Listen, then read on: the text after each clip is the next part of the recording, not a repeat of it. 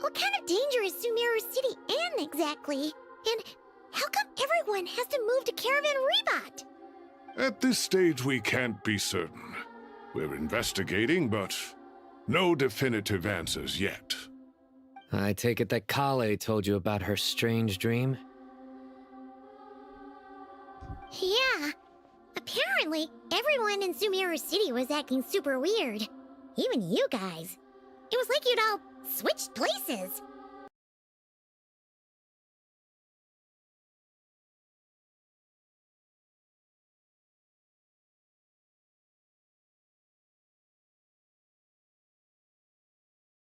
Prince? Only through Irminsul can people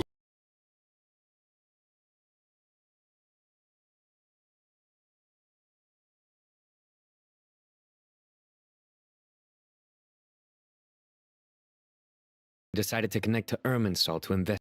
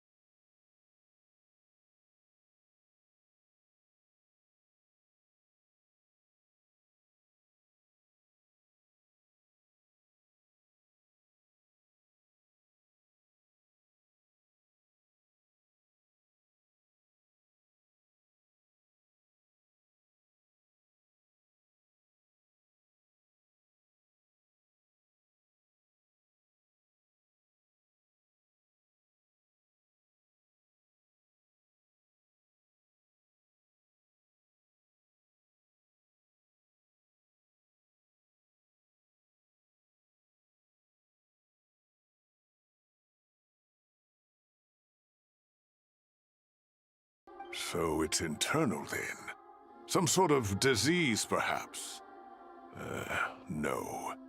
I've spent half my life studying the ley lines. If Irminsul malfunctioned this easily, the world would have met its end long ago.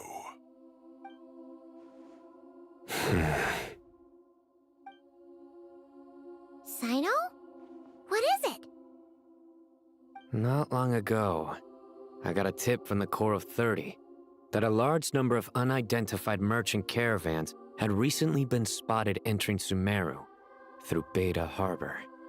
At first, I suspected that they might have something to do with all this, so I sent some people to investigate. But if Irminsul wasn't attacked from the outside... Don't you think there are more important things to worry about right now than guessing who's behind all this? It's been over 12 hours with no new intel. If even the Keeper of Irminsul is this badly affected, you can imagine how bad things are in there.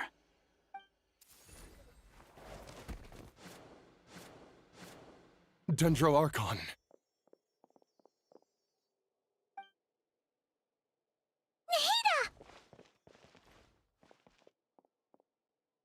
What's wrong?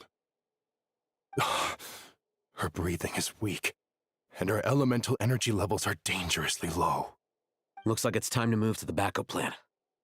What's the backup plan?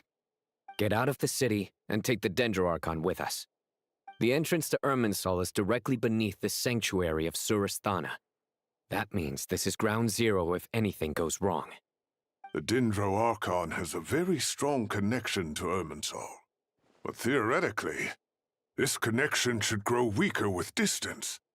Under normal circumstances, she can unleash her full power here. But with Irminsul out of control, our first priority is to get her away from here. The situation is critical. There's no time to deliberate. Everyone in agreement? I'll deal with it. I'll also let the Matra and the Core of 30 know to start evacuating.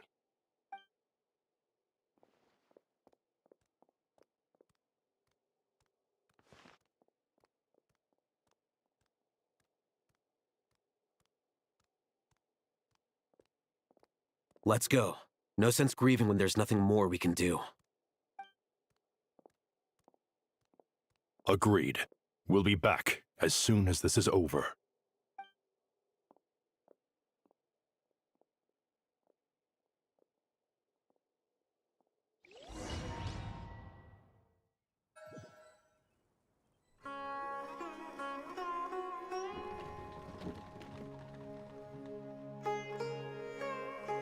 The last group of civilians has been safely evacuated. Dendro Archon's carriage will travel with them. Sino and Hat Guy will protect the convoy. With the Dendro Archon in a coma, we've lost our means of investigating the situation. And with Irminsul still deteriorating, we have no choice but to evacuate Sumeru City. Feels as though we're being pushed along by an invisible hand. Stop moaning, Cyrus. We're the teachers here. We should be showing a little more confidence, don't you think? A wise judgment. Let's move out to Caravan Rebot.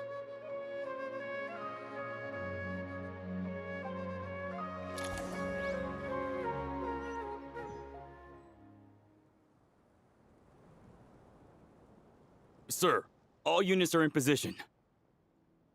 Good. Everything is going to plan. Interfering with Sumeru City is a necessary step, so do not hesitate. The Irminsul situation will not harm you. We need to speed things up here, too. We don't want to keep our client waiting, do we? No, sir. You have my word. Everything will be completed on schedule.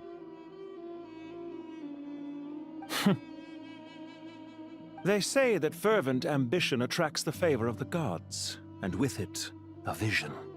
But we appear to be the exception. So, is our ambition not strong enough? Or does it threaten the very foundations of this world?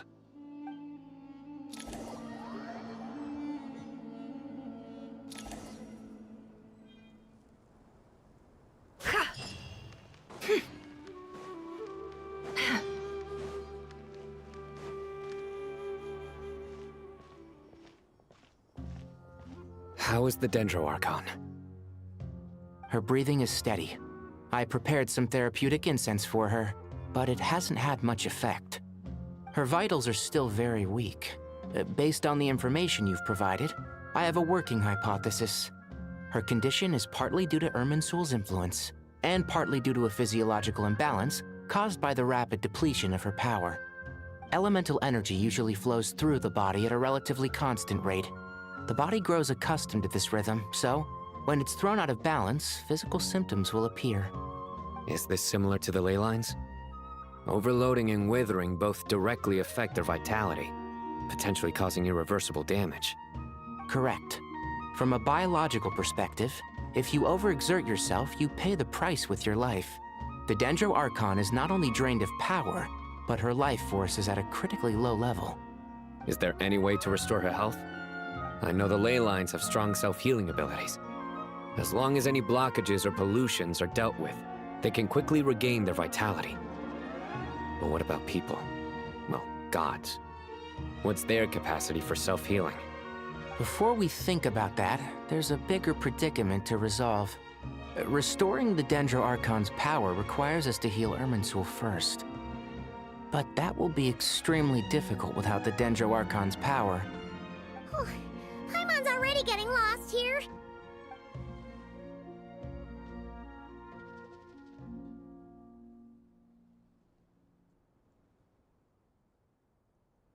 Master Tighnari and Cyno look so serious. I've not heard Master speak in this tone for a long time. Tighnari.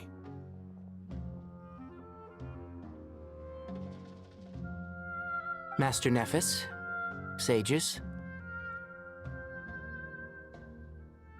Tighnari, haven't seen you in ages.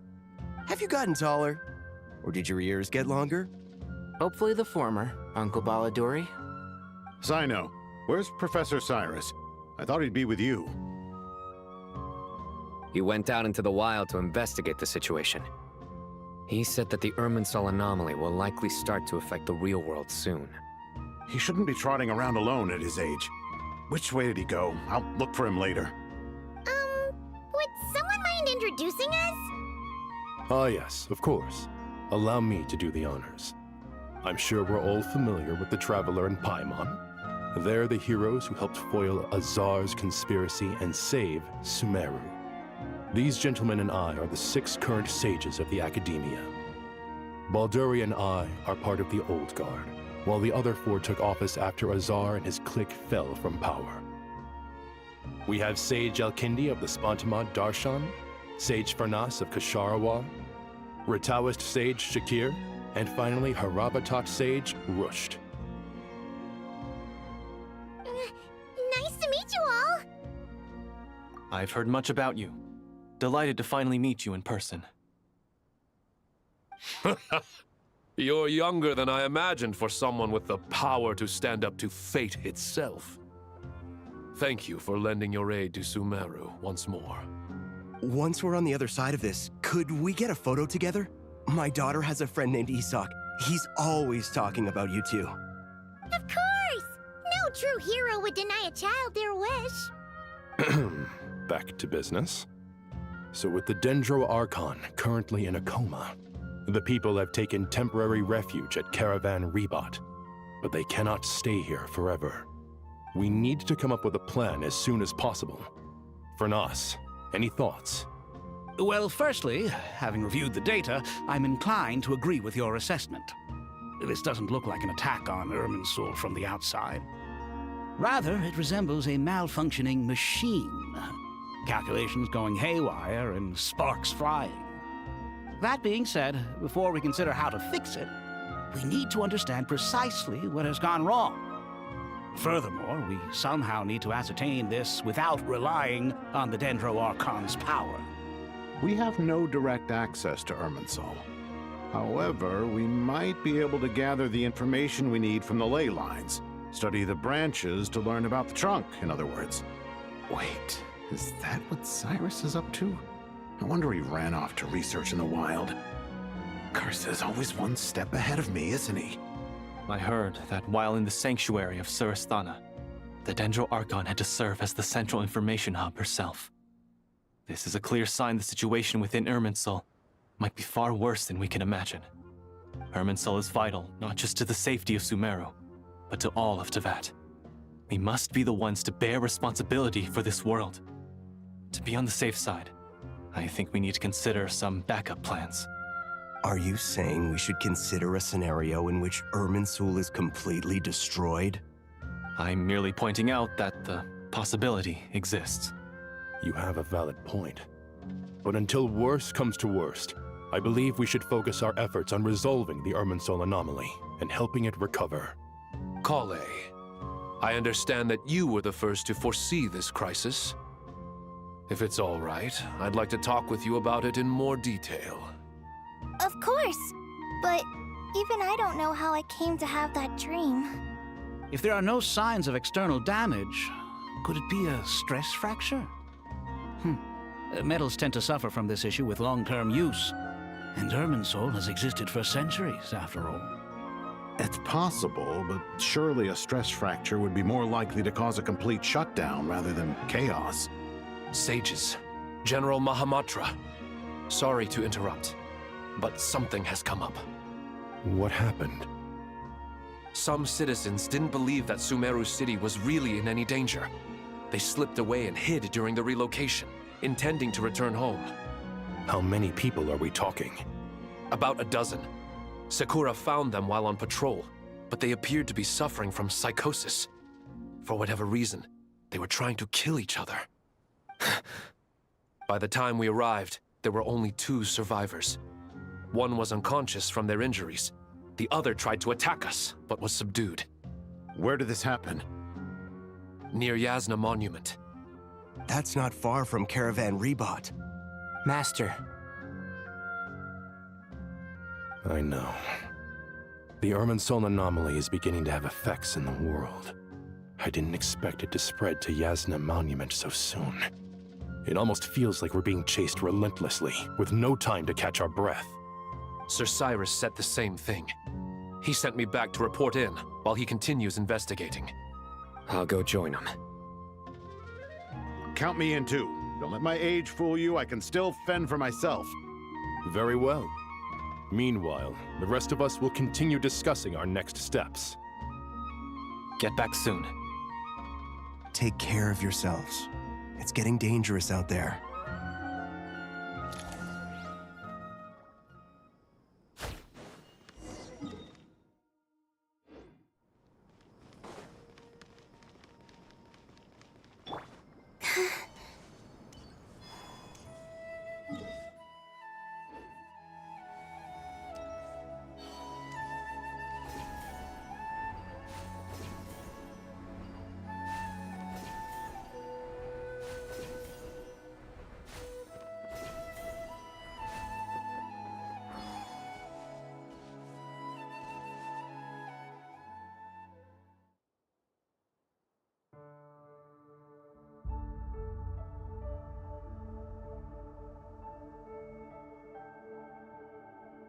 Please, don't go any further.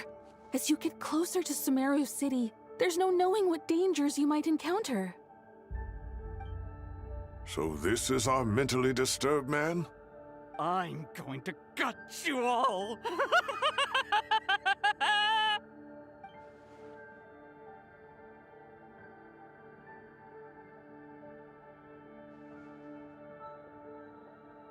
Cyrus, you didn't even bring a single guard?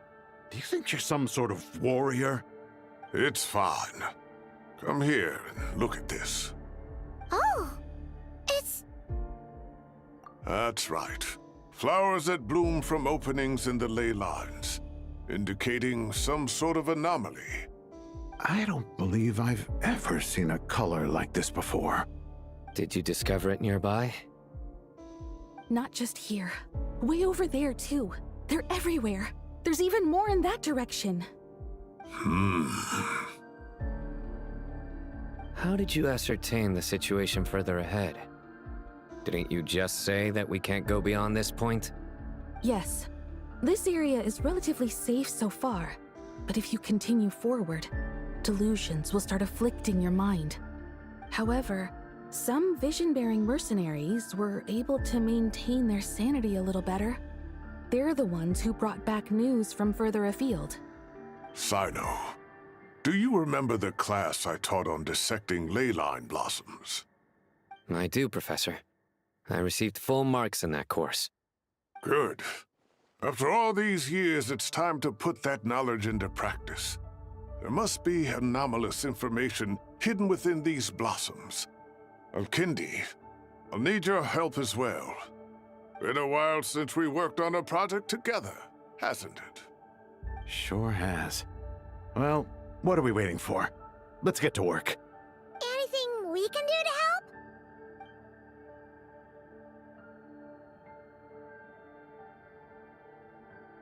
Will you need my help?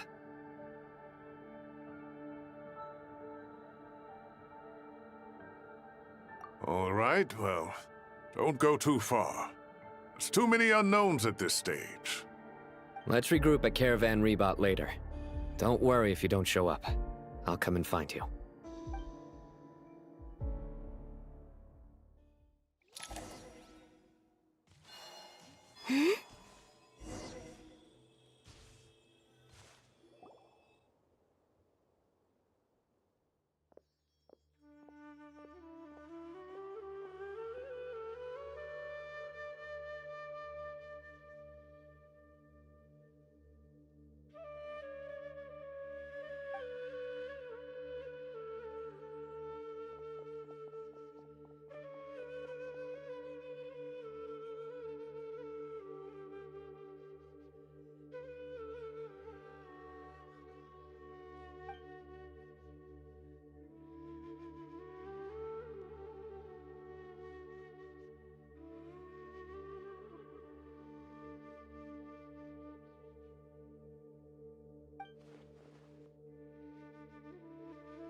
That should be the heart of Oasis. All we need to do is light it with the fire seed, and it'll restore a pep with elemental power. The damage it suffered internally will also slowly begin to heal.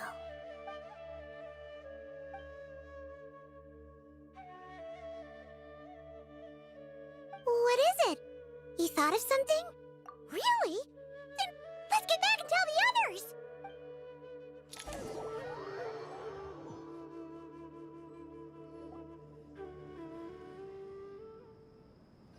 Phew. Glad to see you've returned safe and sound. Any longer and we would have gone out looking for you. Well, this is a nice surprise. Paimon sure feels better with everyone we know here. We've made some progress, so let's start by giving you and Paimon a quick update. By dissecting the ley line's blossoms, we've been able to deduce that although Irminsul is experiencing an anomaly, it has not completely rejected access from the outside. The Dendro Archon has the power to connect to Irminsul, but there's also another way. I assume you recall the devices everyone was wearing when you first arrived in Sumeru? Devices? Oh, wait. You mean... The Akasha terminals? That's right. Of course! It's been so long, Paimon almost forgot all about the Akasha. Wasn't it shut down, though? Yes, but although the system isn't currently operational, the technological infrastructure is all still there. And it turns out that a certain someone gets so bored at work that he's actually read through every single one of the instruction manuals. No prizes for guessing who that was. If praising others is that embarrassing for you, you can simply spare yourself the ordeal. As much as it pains me to say anything nice about him, there's no denying his intelligence. He rarely forgets anything he's read. The Akasha is exactly what Sumeru needs at this moment. Between us, we should have all the knowledge and expertise we need to get it up and running again. But if I recall correctly, doesn't the Akasha need a Gnosis to function? That's exactly right. The Akasha relies on the Gnosis as a power source, and in its absence, we'll need to find an alternative. To tackle this problem, it looks like we'll be relocating once again. Namely, to the Temple of Silence. Ring any bells? It's the only major institution in Sumeru dedicated to preserving the knowledge of King Deshret's civilization. You might find the answers you're looking for hiding there. I agree. There's a good chance. Master Nephis and the other sages have discussed it. As the chaos from Irminsul continues to spread, Caravan Rebot won't be a safe haven for much longer. We have to move into the desert next. The scholars and sages will head to the Temple of Silence, while the civilian population seeks refuge in Aru village. The Eremites will keep everyone safe during the journey, and Candace will be there to receive us at the village. This leaves us just one thing to worry about. That Dendro Archon. She's very weak. We can't afford to wait until Irminsul is fixed. There has to be another way to help her. Huh. Wow, luckily, the Traveler had a eureka moment while we were out investigating. Really? Wow, nice one, Traveler. Let's hear it. What say our Amorta experts? Theoretically, it's feasible. From what you're saying, although elemental life and elemental energy have their differences, the Dendro Archon has explicitly stated that she can imitate the power of the former. In which case, as long as Apep is willing, she should be able to convert her own power into a form that the Archon can use. It wouldn't be difficult for her at all. The only problem is convincing her to help. Yeah! Even though she wasn't exactly friendly the last time we met, she didn't refuse to talk with us. When she realizes the danger that Nihida is in, surely she won't turn a blind eye to it. Well, hopefully not. Either way, we're not exactly spoiled for choice here. Hey, it's better than having no options at all. I agree. Without Irminsul's aid, the legendary Dendro Dragon Apep may well be the only living thing in Sumeru who can help our Archon recover her power. There's no time to lose.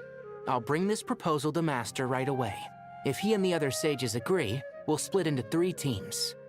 The academics will go to the Temple of Silence to look for a solution to the Akasha problem. The Eremites will escort the civilians safely to Aru village, and the Traveler and Paimon will take the Dendro Archon to see Apep.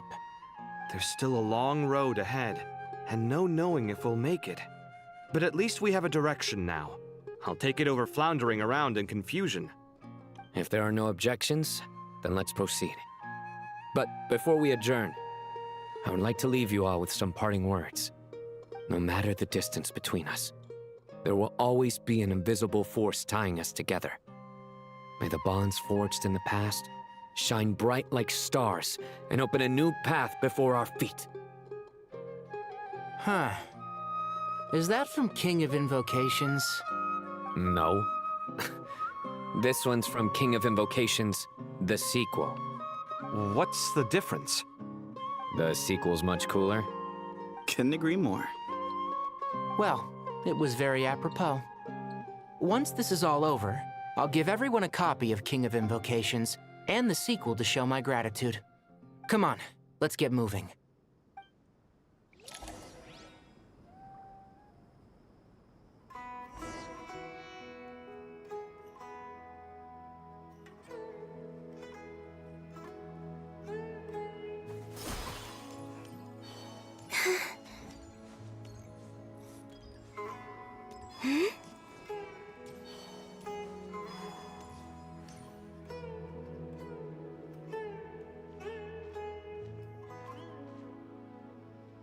Tighnari has brought me up to speed.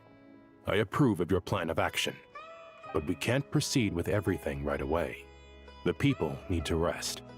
For many of them, this will be their first time in the desert, so we'll need to find additional personnel to help escort them. You two, please go on ahead with the Dendro Archon. Let's rendezvous at the Temple of Silence later. No problem. We got this.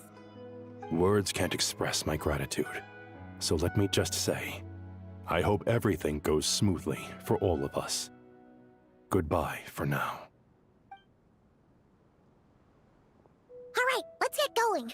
If Paimon remembers correctly, the last time we saw Apep was in... Traveler, Paimon. Could I borrow you guys for a moment? It'll only take a second. Khalid, what's the matter? Well, the thing is, Master Tighnari once told me, after you raise a problem, you should think about how to resolve it. But ever since I had that dream, I feel like I haven't been of any help at all. I tried my best to keep up with the conversation, but there was so much new information, I couldn't take it all in.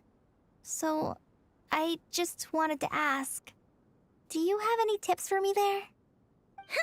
Paimon knows exactly how you feel. But fear not, everything you need to know is right here in Paimon's notes. Sumeru chapter. It's got tons of info about all the things we've seen and heard on our adventures.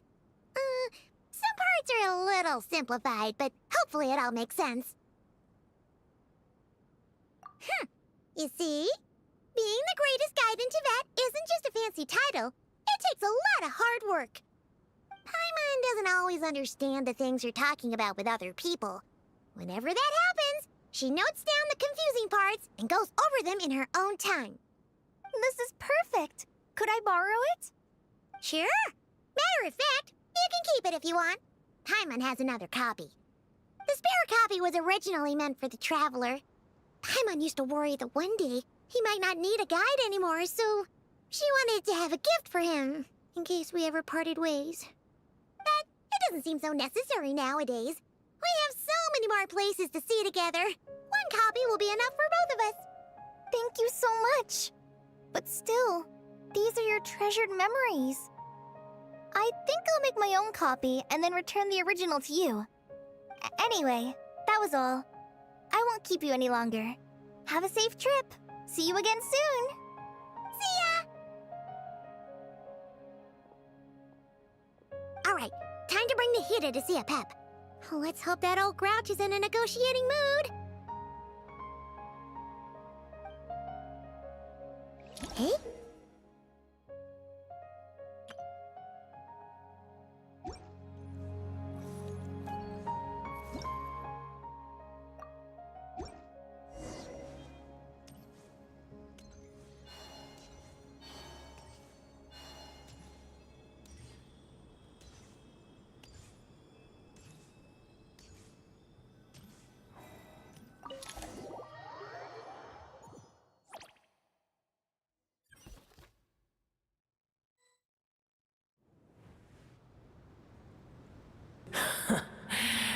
I had a feeling your kind might come calling. The ley lines are in disarray. Something...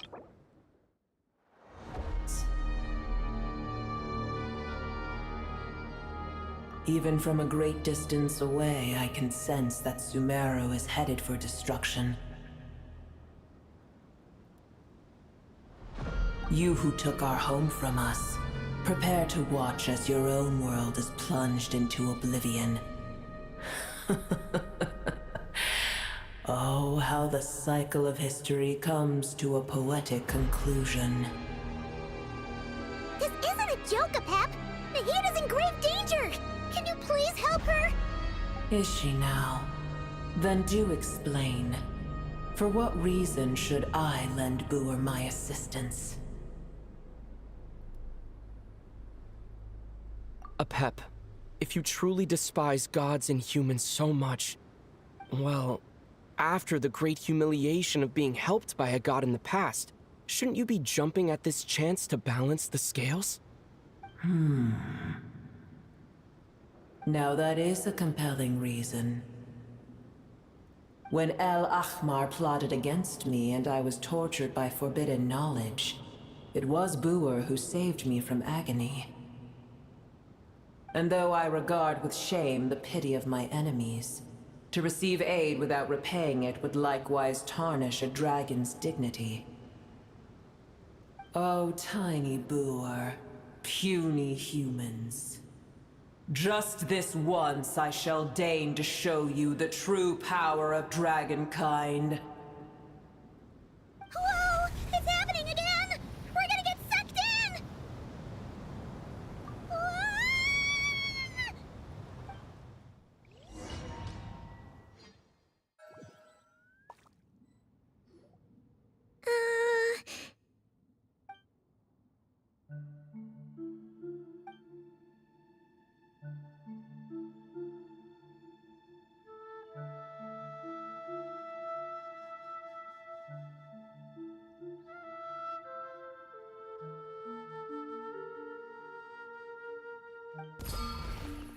It is done. The heart of Oasis is supplying her with life force as we speak. It shall not be long before she recovers. But I should warn you. Booer's existence is closely intertwined with Irminsul.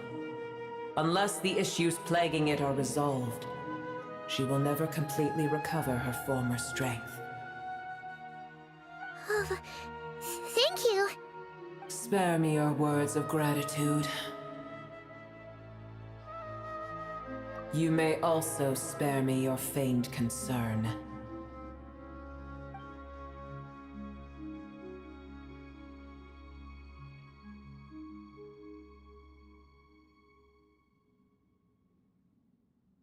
A dragon's sovereign's power is far greater than you can imagine. While I was indeed weakened when the heart of Oasis ran dry, providing Tiny Boer with a morsel of my life force shall have little consequence for me. Oh, good to hear.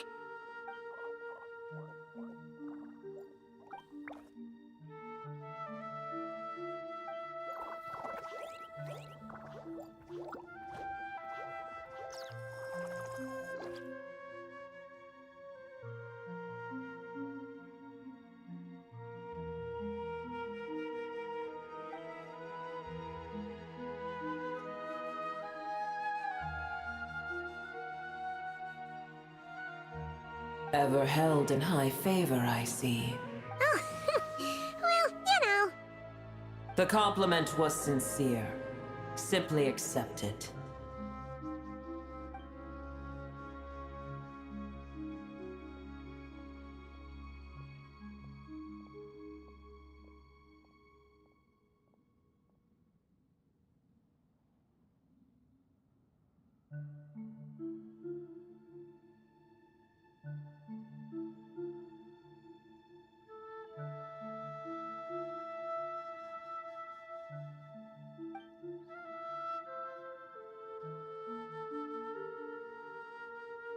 I did once.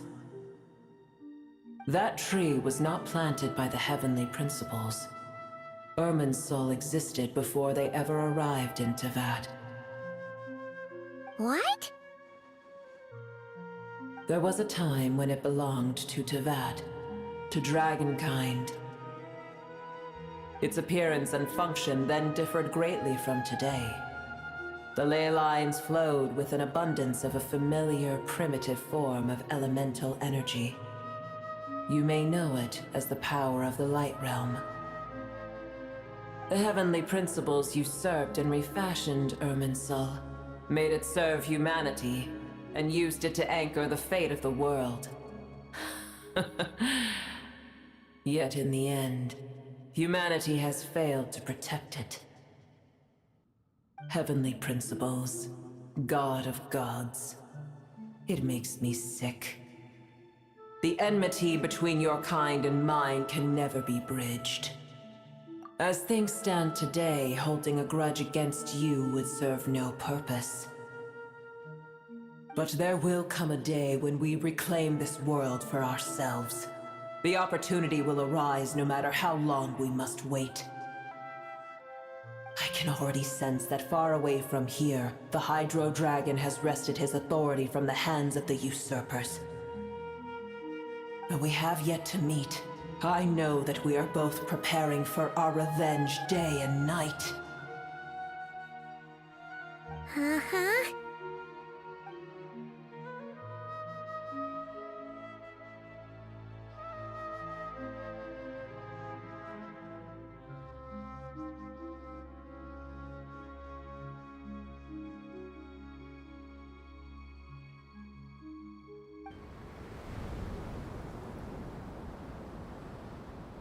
I hear a great disturbance out there. Huh? What is it? Sandstorms come. The Jinn. I see. Another calamity approaches. You both seem restless. Let us part ways here. Boer is safe with me. Once she has recovered, I shall return her to your side. Oh, thanks again. Take care, all right?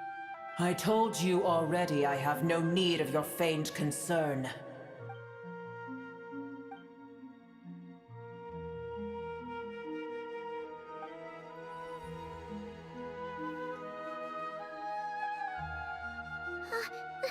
Nahida? You're awake! Are you okay? Cease your interrogation. Yes, she awoke for a brief moment, but she has now lost consciousness again. Take it. We shall talk more at another time.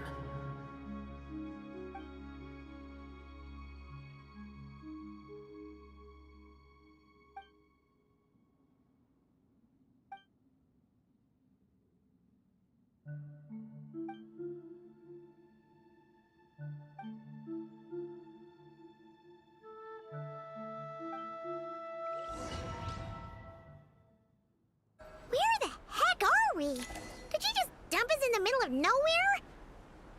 Wait, no. Paimon remembers now. The Temple of Silence is over that way.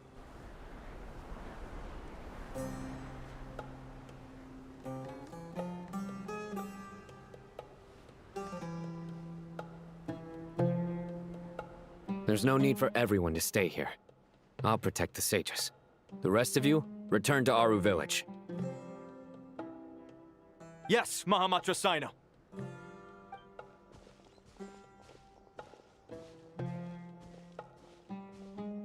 Sino!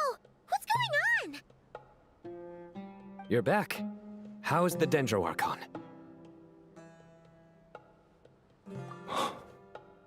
What a relief. It's the Jinn. Countless Jinn have stirred up violent... silence. Tainari and Kale have returned to Aru village to help. The Jinn are being highly aggressive, so both the village and the merchant caravans require protection. It's just one thing after another. Where did all of them come from anyway? In all my trips to the desert, I've never seen anything like this before. As I see it, the only possible candidate is Gurabad. Gurabad? Baladuri could explain in more detail if he were here. All I know is a rumor I've heard about from previous trips to the desert. Supposedly, a great number of dormant Jinn lie sealed beneath that city.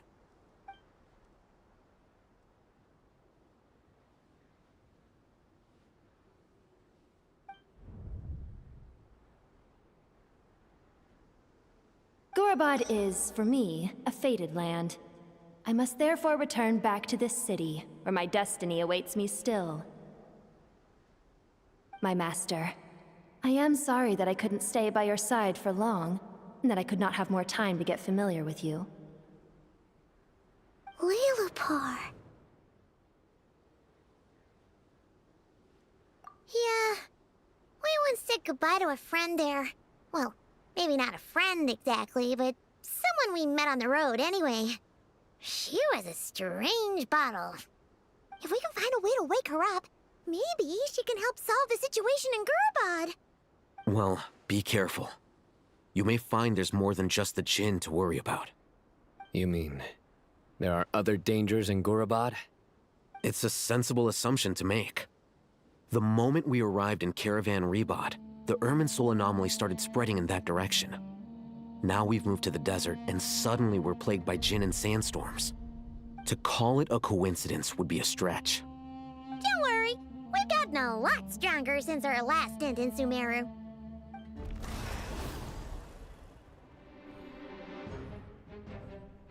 Ah! When did they show up? It appears the monsters native to the desert have been stirred by the Jinn's activity.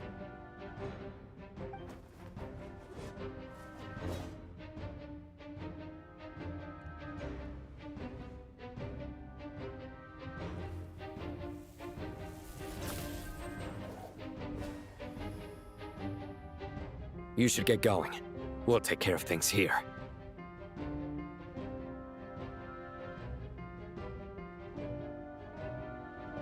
You too. Don't do anything too risky. You got it?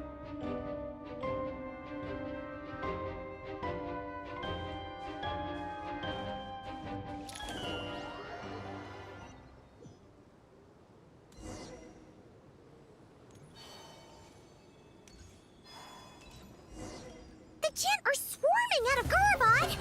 Looks like Al-Haytham was right! Let's get inside and see what's going on!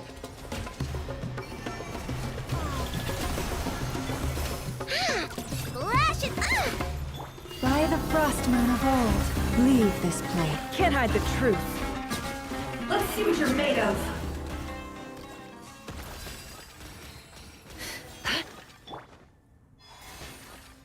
They just keep coming! How many of these things are there? We'll never take them all out! Let's just head further inside for now!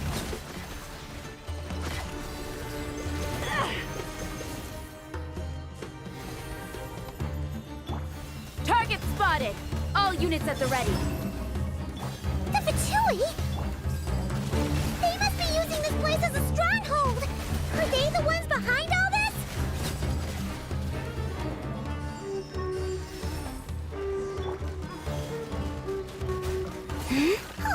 Fighting Jin with one hand and Fatui with the other? This is pure chaos!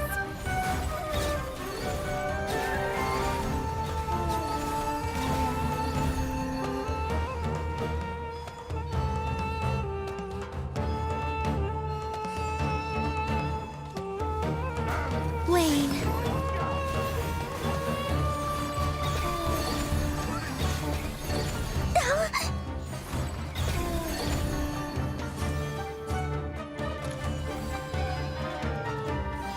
Do you see that strange machine? Paimon has a sneaking suspicion that that's the thing wrecking Gurabad and setting all those dangerous Jin free! The target has reached the core zone. Requesting backup. Repeat, requesting backup. Backup en route! Stop him at all costs!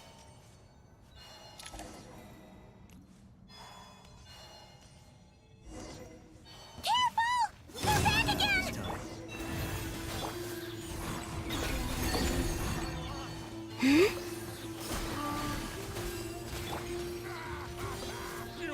Can't hide the truth. Success! Nice one, Traveler! Let's keep going! Forest, protect... No more lies. What a joke. It all adds up. Let's see what you're made of.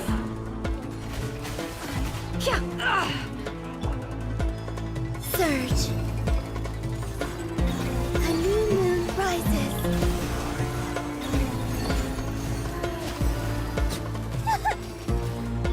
Leave this place. With one heart, we... Go Claw! Look, a rainbow!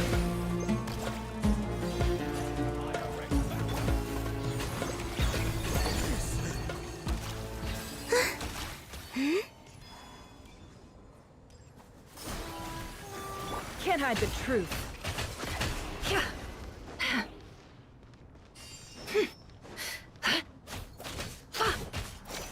This hunk of junk's gone kaput! Now we can finally... It seems my subordinates failed to stop you in your tracks. Apologies, sir. There is no need to apologize. You did well to hold your ground against such a powerful adversary for as long as you did. I must commend your courage and perseverance. So, you're in charge here, huh? First the problems with Irminsul, now this mess in Gurabad? Are you the ones responsible for all this? I'm afraid I cannot answer that. I assume you aren't naive enough to expect answers from an enemy. Oh, this guy is so snooty! However you want to spin it, you're clearly involved in this somehow. So you can either start talking, or we'll have to make you talk. Let's get him!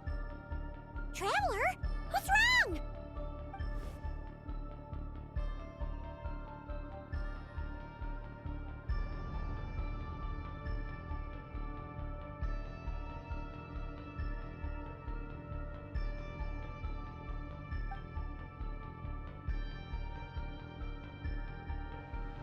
You're remarkably calm. Some would act more rashly upon finding the ringleader all alone. But you keep your... Did you show yourself just to say that? Is this you trying to take back control of the conversation? Unfortunately, I really don't have anything to say to you. I am here merely to indulge my own curiosity. Your names are well known among the Fatui. Naturally, I wanted to observe you up close while I had the chance. Hey! Don't treat us like we're some kind of exotic animals in a zoo! Oh, I wouldn't dream of it. You seem rather predisposed to misunderstand me. I'm quite aware that you are both heroes of great renown. You have resolved crises in many nations and won countless allies along the way. I've been following your adventures with great admiration. My only regret is that the trajectory of your journey conflicts with our goals. What do you mean, admiration? Sorry, but that sounds pretty weird coming from you. I don't see why.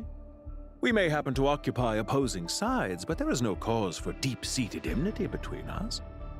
To respect one's enemy is to respect oneself.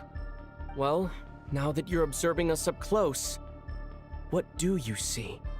I've observed as keenly as I can.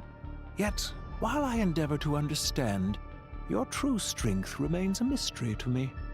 Violence is not my area of expertise either, so, you see, I would much rather converse with you like this than determine a victor with the edge of a blade. Besides, I've heard that even 3 moons in the sky fail to eclipse your brilliance. I know better than to bite off more than I can chew. 3 moons? So you have a connection with the Harbinger, the Doctor. Well deduced. Our commander, Dottore, died in Nodcry, but there are things that do not end with his departure. We must... Look at me. I almost divulged more than I should have. What are you after? Revenge for Dottore? Or are you plotting something else? I've said quite enough, I believe. There's no point in continuing this conversation, except to say, I've noticed that you seem to know your way around here quite well. A repeated visitor to Gurabad, are we? Ugh. I'll take that as a yes. Then I'm sure you'll have heard the story of this place. The mother of the Jinn, Lilupar, and the tragic tale of her vengeance that spanned 3 generations. It was right here that Lilupar once helped the wise to ascend to the throne.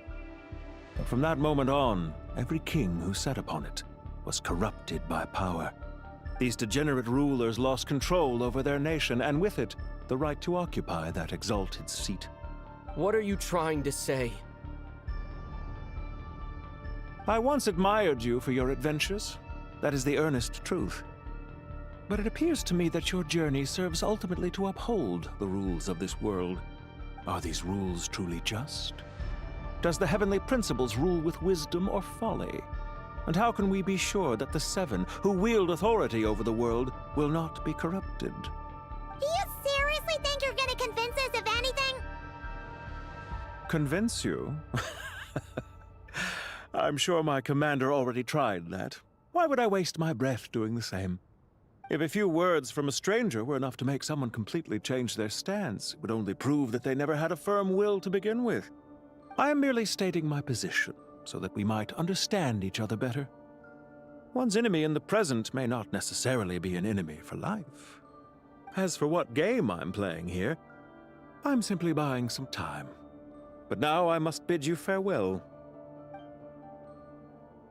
It was a wise decision not to attack me immediately. Since you did not fall for my ambush, I will now have to ask those in hiding to reveal themselves. Leave this to us, sir. Very well. I trust you to do what is necessary. Stall him while I execute the next step of the plan. Sumeru City, Irminsul. Hey! Stop right there! Don't you dare leave without explaining yourself! All units, stop them! Protect the commander! Did you hear that? He mentioned Sumeru City and Irminsul! He definitely knows something! We can't let him get away! Get rid of these pesky soldiers, quick! Rear guard to the front! Don't let them through! Get that thing in position! Hold on! Just a little longer! Time to come clean.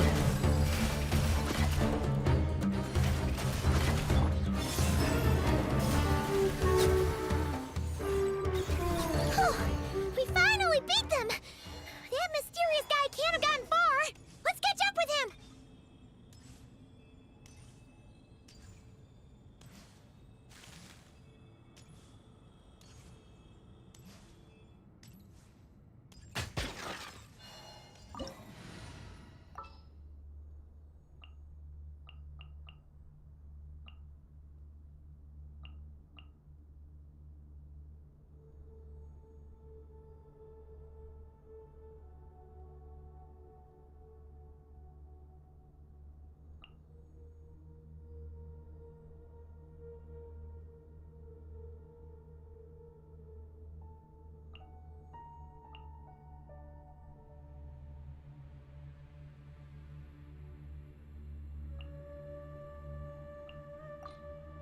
A pleasure to fight by.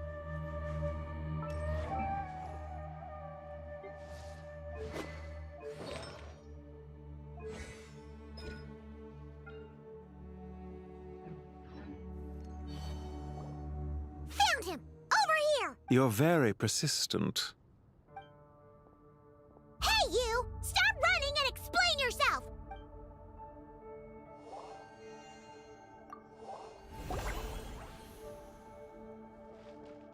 What's this? Relax. A small trap like this won't be enough to hold you. The sandstorms from Gurabad will die down soon enough, but this small window of time was all we needed to launch the next phase of our plan.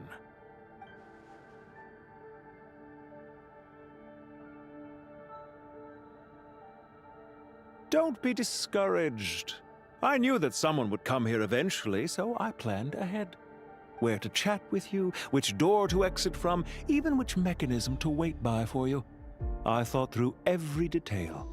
You, meanwhile, know nothing of who I am. So far, you've only heard my voice, and for all you know, it may not even be real. But not to worry. This is only our first meeting. It shan't be our last. Just answer me one last question. Why do you continue to follow Dottore? He has conducted countless cruel experiments, even on his subordinates. Follow isn't quite the right word.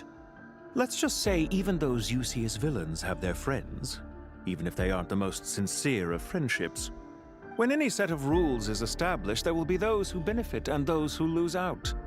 People will do anything to justify what they have gained or escape from the hardship imposed upon them. Neither he nor I are tolerated by the rules of this world. We were both searching for a new order. Our ideas of the final form that should take may have differed, but our journeys took a shared path. Goodbye, Traveler and Paimon. I wish you a timely escape, albeit not too soon.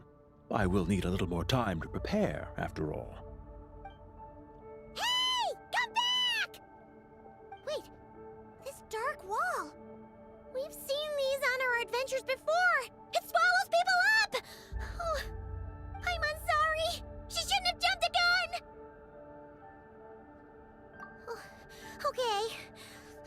He may...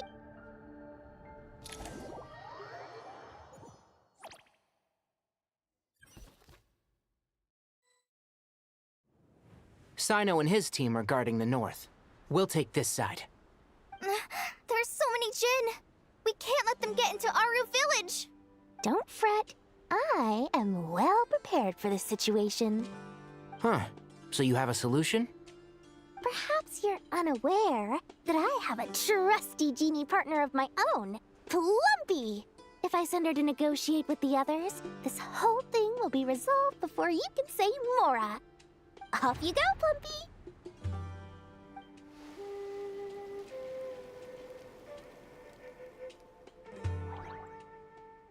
Come on, what's the holdup? 5,000 Mora. 20,000 Mora. 100,000 Mora. Final offer! Ah, so she's a hired partner.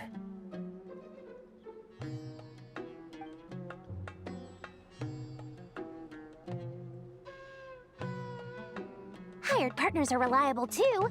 Plumpy here is a highly skilled negotiator. You'll see. Just a few words from her and...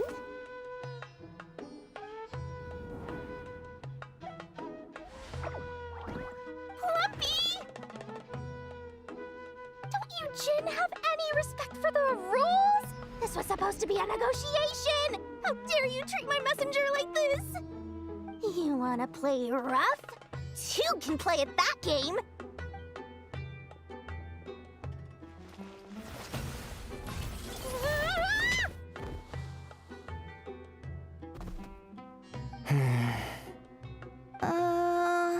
Looks like it's up to us now.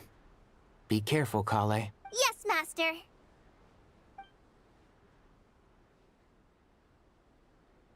What happened?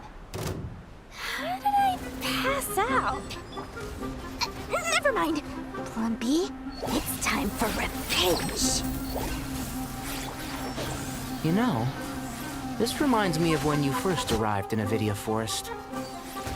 You were trying to help a child retrieve a lost toy when you stumbled upon Spino Crocodile territory by mistake. Yeah, I remember. Our first time fighting side by side. Fighting side by side? I seem to recall swooping in to rescue you with a team of forest rangers. Please stop.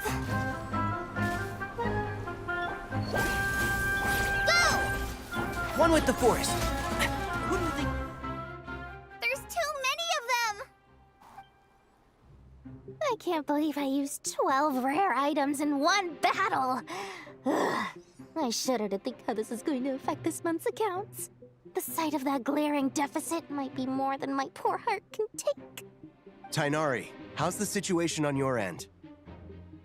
We held the line, though it was a close call.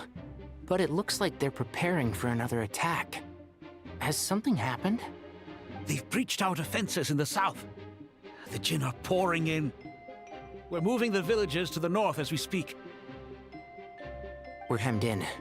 This is getting precarious. Our margin for error just got a lot smaller. That's why we wanted to confirm your status. We need to consider our next move carefully. Bad news! Another line of defense has been breached. Kale, go with them and assess the situation. Dory and I will hold the line here. But Master! Even with 3 of us, we barely managed to. This is not a discussion, Kale. Don't worry about us. She clearly still has plenty of tricks left up her sleeve. Wait, you can't pin all your hopes on me? Oh, great. I've almost run out of the things I brought with me, and the rest is back at the caravan. I should be able to hold out for a little longer, but still... Master! Need any help? Huh? What is it, Kale?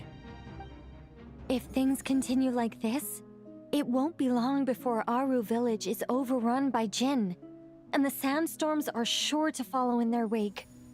I do have a plan, but I can't guarantee it will work.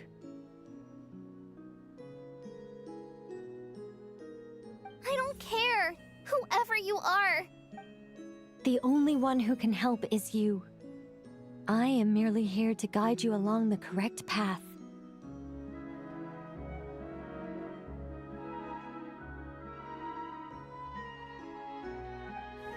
I am a spirit created at the beginning.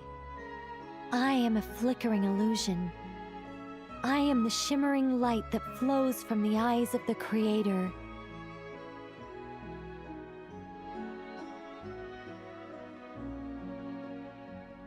What do you mean?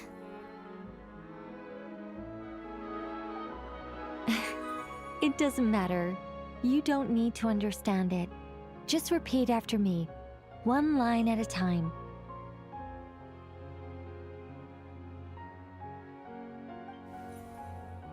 Watch out!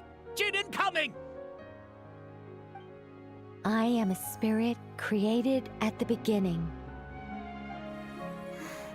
Here goes nothing! I am a spirit, created at the beginning.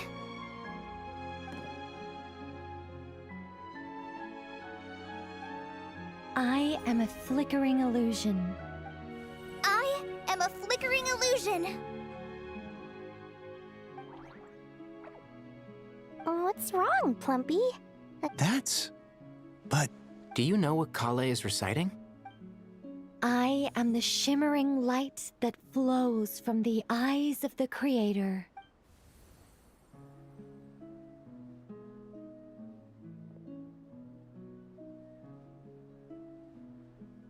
I am the shimmering light that flows from the eyes of the Creator!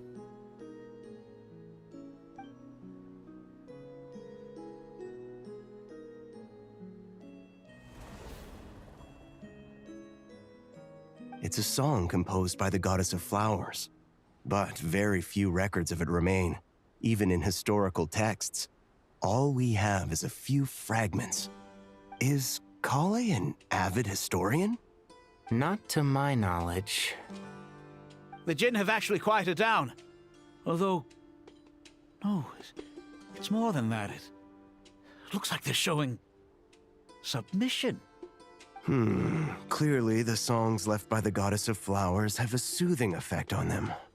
At the very least, they're much calmer now. Really? Let me try. I am a spirit created at the beginning.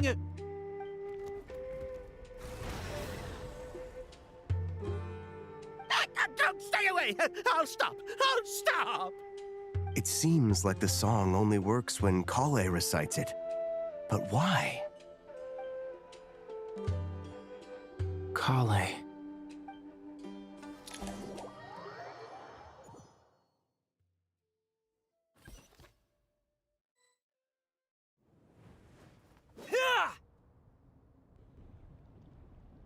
Any luck?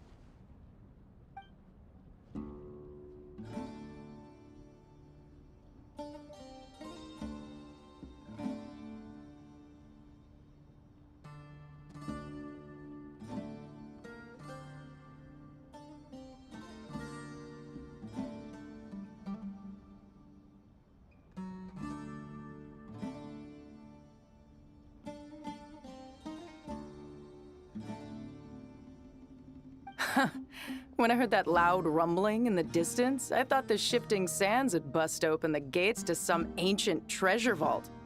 Turns out it was just you guys. Huh? Wait, that sounds like... It's been a long while. Did you miss me?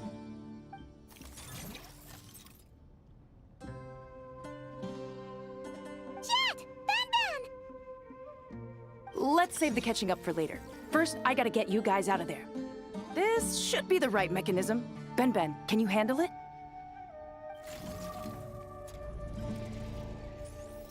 There we go. Come on, let's leave this place.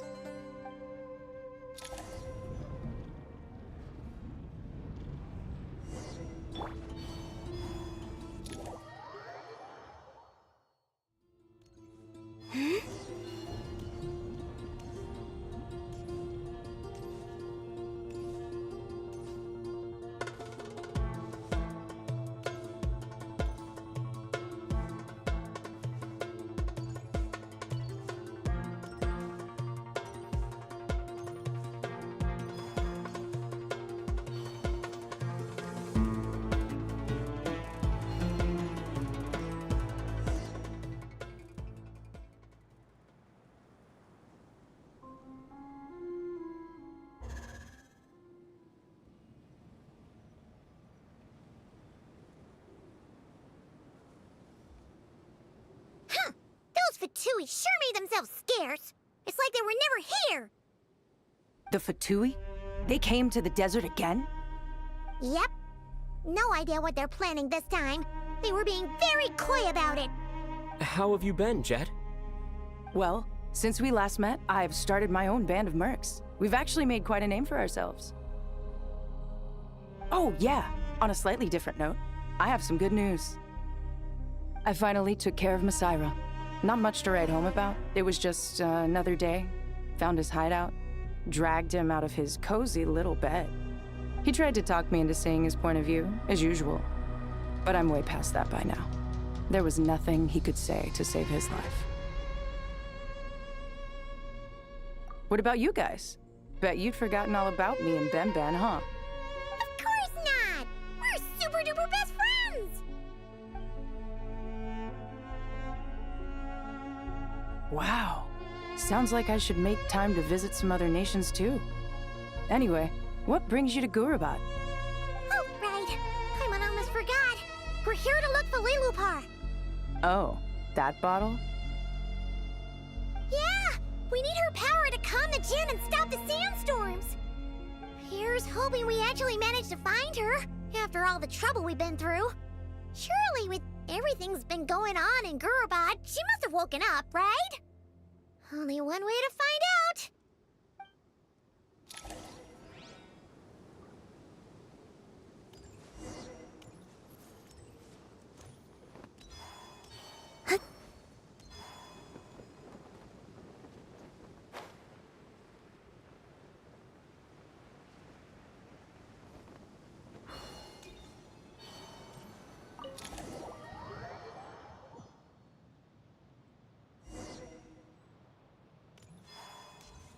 Let's see. She should be... Aha!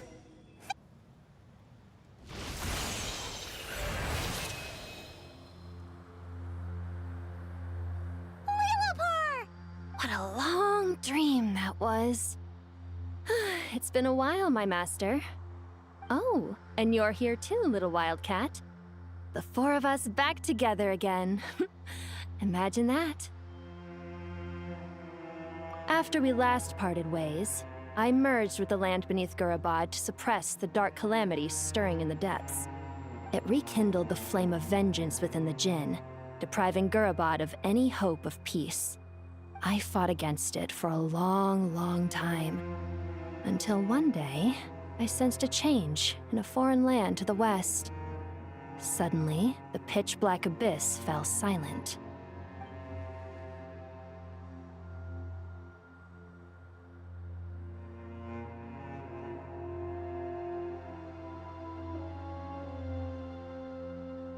Once satisfied that that dark power could no longer bewitch the Jinn, I too fell into a deep slumber, from which I have only now awoke. Why have you returned to Gurabad, my master?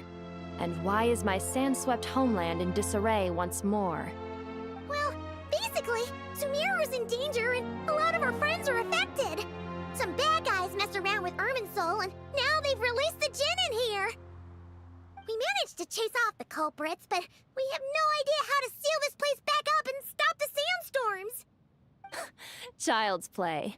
I shall quell the Jinn and scatter the storms. Thank you, Lillipar. No need to thank me, my master. I have granted many wishes in my time, and this was the most trivial of them all.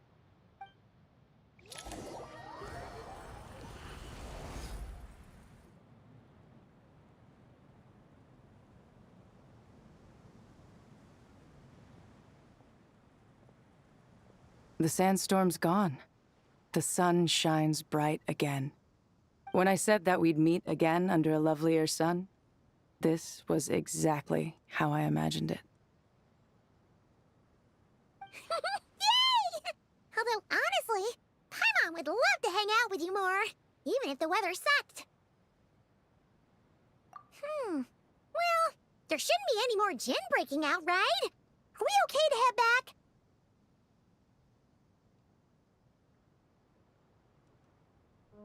Sounds good. You can introduce us to your other friends. Another adventure begins. Lovely.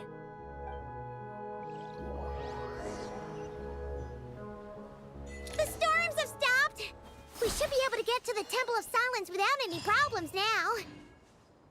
Time to regroup!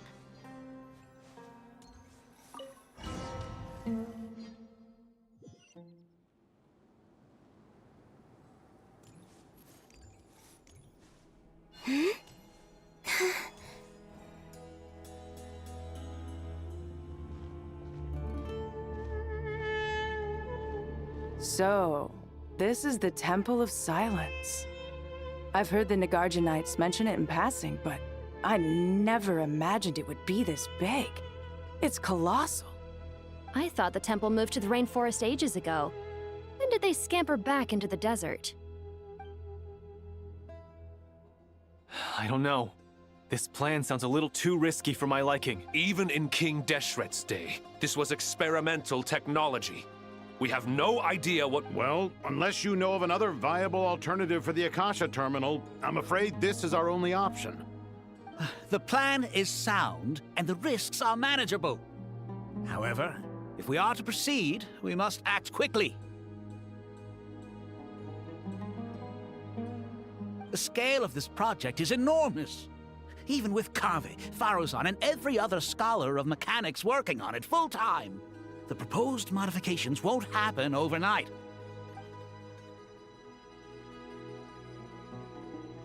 You're back. Everything all right? And who are they? Friends of yours? Pretty much everyone in the Temple of Silence is. This guy's Kaveh, and the one next to him is Alhaitham. Hello, I'm Jet, and this is Lillipar. Oh, a famous name from the history books. Pleased to meet you. A friend of a friend is a friend of mine, as they say. Who's they? Huh? Do people not say that? Not in the desert. Friends you can trust, but friends of friends? Gotta keep an eye on them. Still, I do trust the Traveler's judgment. I'm sure you're good people. The sandstorms have calmed down. I take it the Gurabod problem is resolved? What did you find?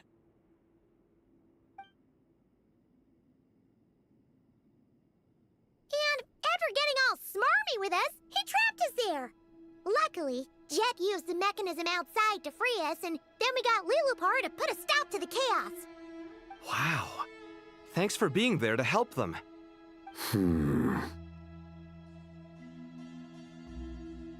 So, this mystery man openly admitted that he was merely a Harbinger subordinate. Yeah? Is there something weird about that?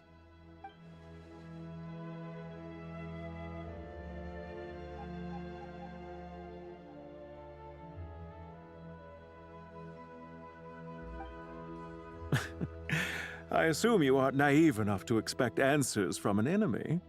Well deduced. Our commander, Dottore, died in Nordcry.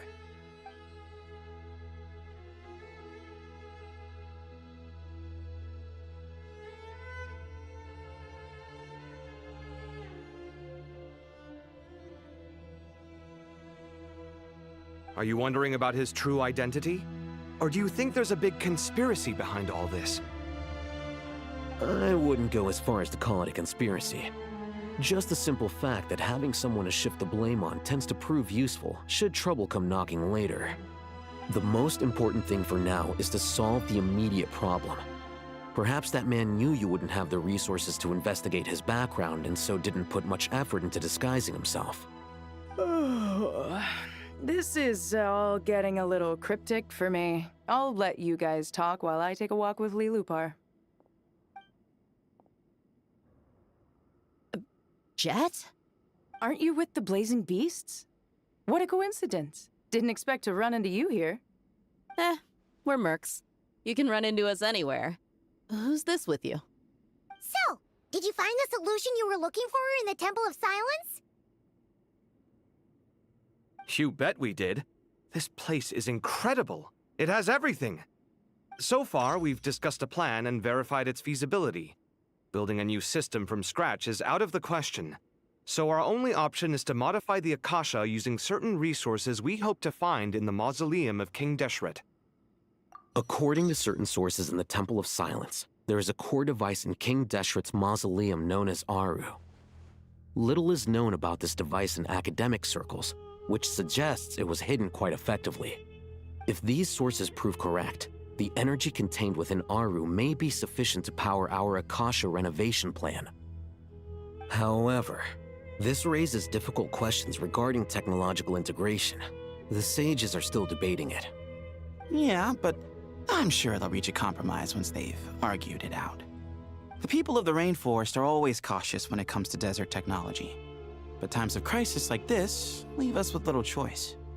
Wait, Paimon has a question. Is this the same Aru we've heard of before? It's sealed off, right? Some sort of prison where the Goat King, Ibis King, and Crocodile King are locked up. Well remembered. Yes, that's exactly right. According to our records, Aru was the most brilliant creation King Deshret ever conceived of. Built by divine and mortal artisans working together. It was a miraculous accomplishment, and it lies hidden deep within the king's mausoleum to this day. That being said, what Aru actually does and why it was built, those are deep secrets we are not privy to. Until recently, I wouldn't have been optimistic that the place even exists. The only reason I'm inclined to believe it now is because we heard it from the Ibis King Thoth himself at his temple. The tale of how the 3 retainers of Al-Akhmar were imprisoned in Aru. Paimon totally gets that. When Paimon first heard about it, she thought it sounded pretty unbelievable too. Do you guys still remember that? The Ibis King told us they were trapped in Aru and that they had to answer 3 questions to get out. I think I remember. What causes our rise and fall? What obliterates love and hate? And what determines truth and falsehood? Those were the 3 questions, right? Yeah. If only Nefer were here. She's dealt with the Ibis King before, so she might know more. Oh, Nefer is a friend we met in Nagcry. Not cry. Funny. She showed up here earlier. Huh? Yeah. Had another lady with her, too. Both said they knew you. They contacted the sages, claiming they might be able to offer some assistance. Really? They came here to help out? Yes, really. It was just before you got back. One of them said she's made Nodcry her home. If she's the person you were talking about, then... Looks like betting on Aru was the right choice. See? They're right over there. Nicole! Nefer! Why, hello! We're here to help.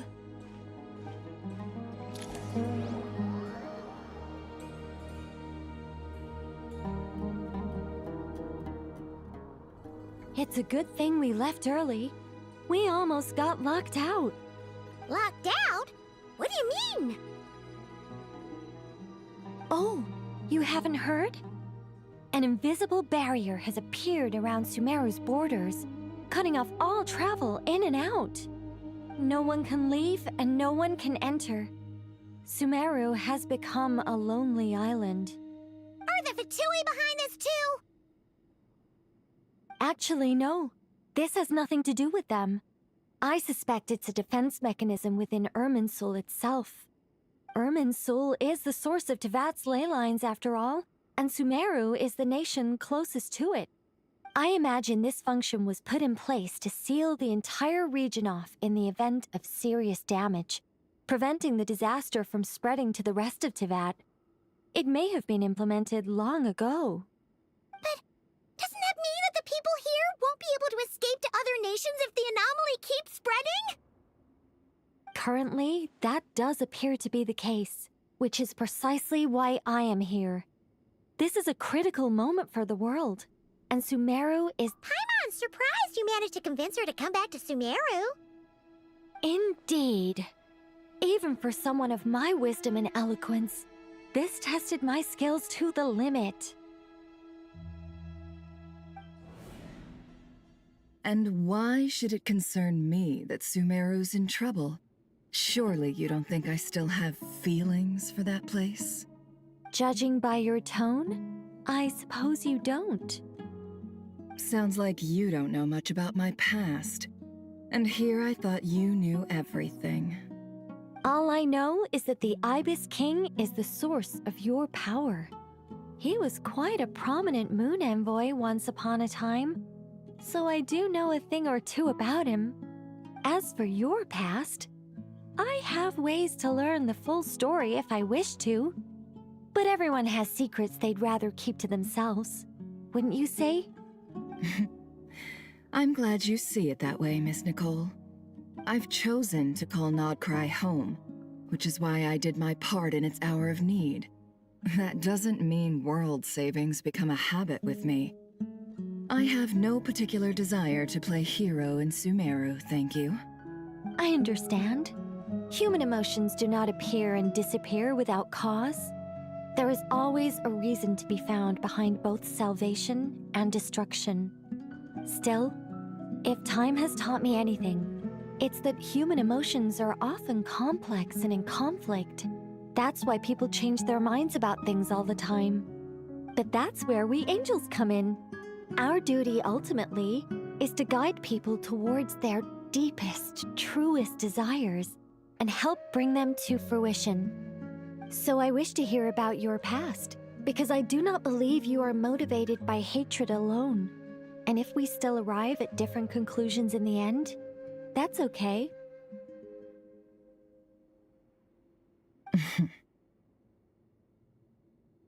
I refuse. Wait, what? but I set the atmosphere and everything. Isn't this supposed to be the moment when we finally open up to one another? Is it? Maybe I'm not so good at reading the atmosphere. You're right, Nicole. There's more to me than just hatred. Had it consumed me, I'd be left stuck in the past forever, never living in the present. But I don't think that your guidance can change my mind. The all-consuming sands, the bloodshed, both deserved and undeserved. Those old emotions cling to me like a shadow. Do you wish to shake them off? No. I hope to remember them forever. Those emotions and memories shaped me into the person I am today. They'll always be a part of me. In that case, would you like to hear my perspective, at least? Sure. It's not every day you get to hear an angel's opinion. A long, long time ago, when the angels still walked freely upon the earth, I found life tedious. Monotonous work, lukewarm relationships. Things weren't nearly as interesting as they are now. And yet, since the angels' demise, I have found myself missing those days on more than one occasion. Human emotions are often attached to a person, a place, or an object. When those things are gone, the memories quickly fade, and the emotions slip away along with them. If Sumeru were destroyed, both rainforest and desert would be no more. With the object of your hatred wiped from existence, it would not take long for the memories buried deep in your heart to slowly fade. Both love and hate are intense emotions, but they are nothing compared to the void left behind when they disappear. Most sophisticated, Miss Nicole. But anyone focused on the future could only ever applaud the destruction of the things they hate. Still, I'm a special case. Someone once told me that human memory is more selective than a Mora-hungry merchant choosing between customers. We all need a reality check once in a while, so we don't forget the truth. As much as I dislike Sumeru, this is no way for it to perish. All right, you win. I'll help you out a little, but I won't work for free. How much will you need? You're not gonna milk this for all it's worth, are you? What do you think? I'll be upfront with you. I don't have much more on me. If that's what you need, I could borrow some from Alice. Or perhaps I could pay in sculptures. The ones I carve are actually worth quite a lot. Just cover my travel expenses. Huh? Is that all? That's all. Given all the people I owe favors to, I can just about justify a trip to Sumeru. Yehoda! Here, boss! What do you need? I'm going back to Sumeru for a while. While I'm away, you'll be in charge of the curatorium. Me? I'm in charge? Whoa! Don't worry, boss. You can count on me!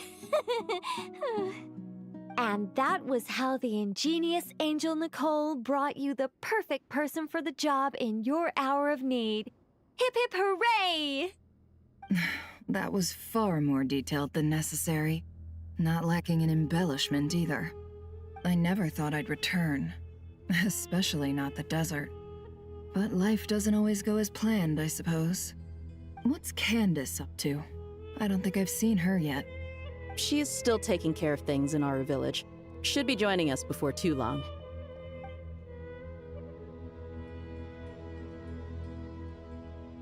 Oh, and sorry. Hope we're not interrupting anything. We have some good news, though. We're planning to go to the mausoleum of King Deshret to look for the legendary Aru, then use it to try and restore the Akasha system. According to records in the Temple of Silence, the mausoleum houses something called Aru's Shoot, which can be used to establish connection with Aru. We still have some time before we leave, so there's no rush. By the way, who are these two new faces? Just call me Nefer. I'm based in Nodcry. Did I hear you mention Aru? Correct. Well, I happen to have a connection with one of the 3 retainers imprisoned inside, the Ibis King. I'm here to get things done, so if you don't mind, I think I should come with you. That sounds perfect. Miss Nefer, are you from the desert by any chance? Why do you ask? I don't know. There's a familiar air about you. Plus, you mentioned Candace. Sorry, I don't mean to pry. It was just a random thought.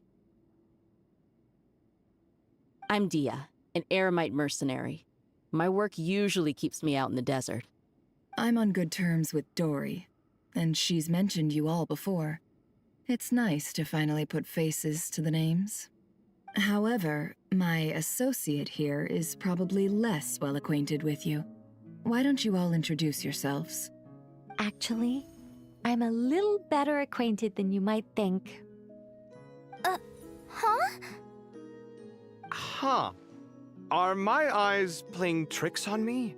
It looked like you spoke without moving your mouth. Ventriloquism. I have heard tell of it before. What is it, Kale? It's you! You're the voice who's been speaking in my head, aren't you? You encouraged me to report my dreams to the Dendro Archon, and got me to recite that magic prayer. Mm-hmm. I have many titles, but let's go with the most pertinent one. I am Nicole Rain, an angel who has lived since ancient times. An angel? Sounds like a big deal, but, what exactly is an angel? Oh, Well, we're a rather long-living race of beings. Not gods, technically, but we can still tell you a lot of stories from ancient history. Yep, and she's also an amazing sculptor. You could say she's a real creative type.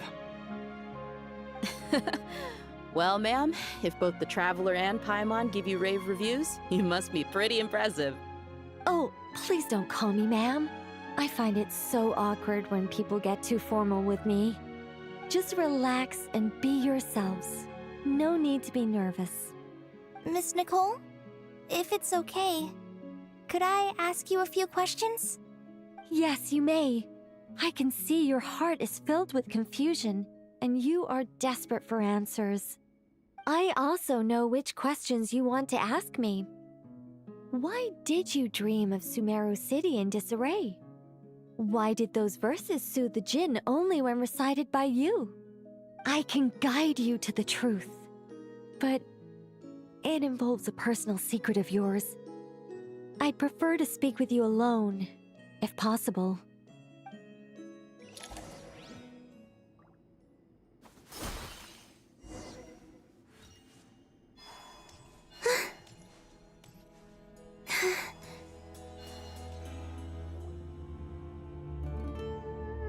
I thought we were going to speak alone. This is a lot more people than I was expecting. What's wrong with it? Even the doctors at Dar al-Shifa allow patients to be accompanied by family members. Well, if Kale doesn't mind her secret being revealed, I have no problem with it. Thanks for being so considerate, Miss Nicole. I don't know what secret you mean, but whatever it is, there's no need for me to hide it from my closest friends. Closest friends? It's so nice to hear that. All right.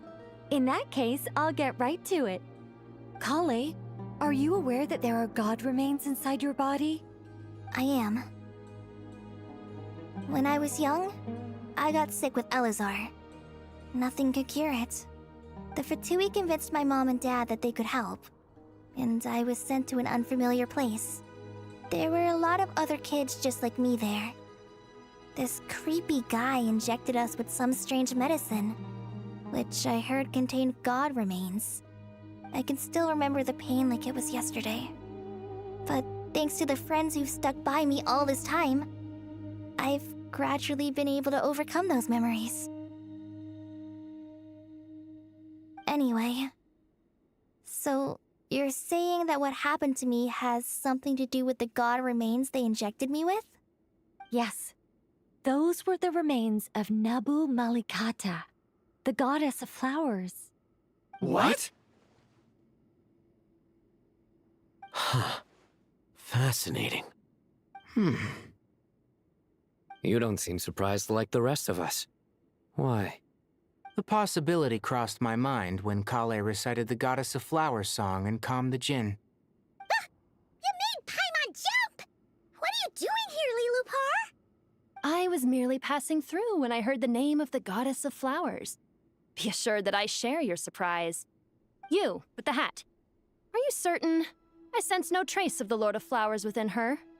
Well, it is a very small fragment. Unless special methods are used to manifest its power, even her closest acquaintances would find it near impossible to detect. After the goddess passed away, her remains were scattered across the desert. King Deshret gathered all the pieces he could find and buried them in the Eternal Oasis. But some fragments remained unaccounted for. Eventually, the Fatui must have found a way to track some of them down. Presumably for use in some experiment. It's not an uncommon occurrence. You're more shaken than I thought. In one sense, you've been extraordinarily lucky. So many people who yearn for this kind of power never attain it, yet you have coexisted with her all this time without even realizing it. I don't know what to say. I'm glad that I could help everyone with this power, really. But knowing that a fragment of the Goddess of Flowers is inside my body is... it's a strange feeling. Well, people value their autonomy very highly. Even a well-intentioned intruder can shake one's sense of self. I understand how you feel, Kale. But once you get used to it, you'll find it's nothing to be concerned about. Huh. I guess you, of all people, have a good reason to speak on this. 2 good reasons, in fact. Incidentally, 3 is the maximum number of Hermanubis' Ba fragments that I could bear. Let me guess. Because 2's company, but 3's a crowd? Thanks for helping to explain the joke, Tainari. Not my intention. Goddess preserve me. I should take my leave. This boy in his wolf's head hat speaks much too differently from the Hermanubis I remember.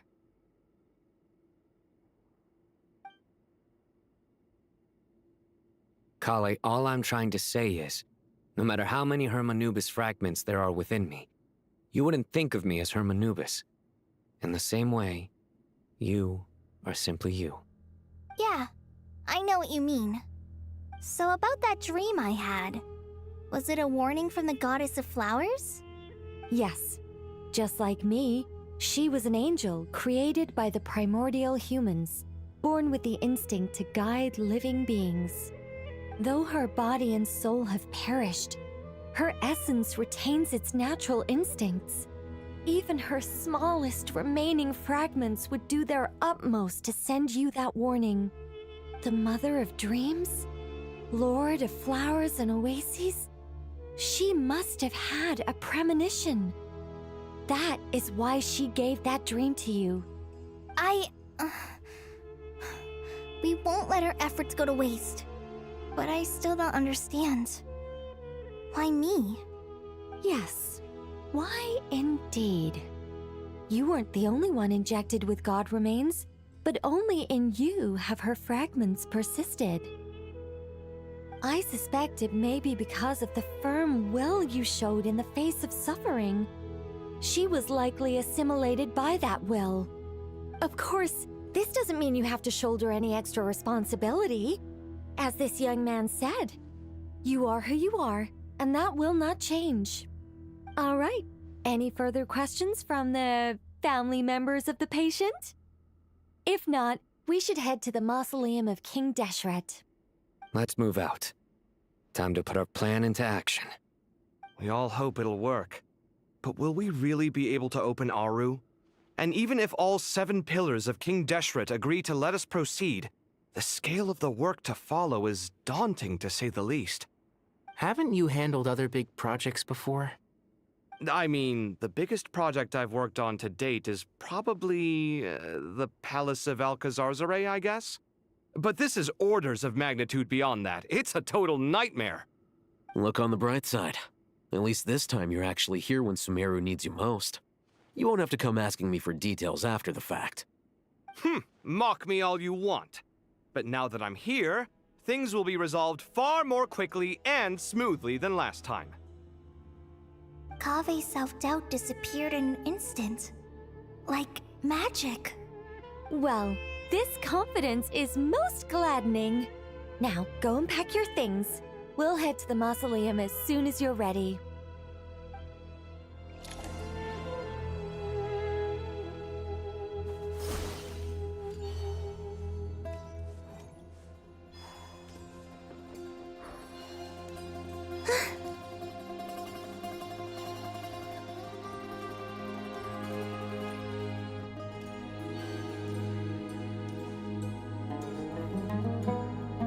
Oh, Miss Nicole. I heard you're a very talented sculptor. Is that true? Oh, I don't know. I wouldn't want to blow my own trumpet. Honestly, even though Kasharawar is best known for its focus on mechanics, plenty of Kasharawar scholars are quite serious about sculpting as a hobby. So if they rate your work, that's enough for us. We just have to take a look.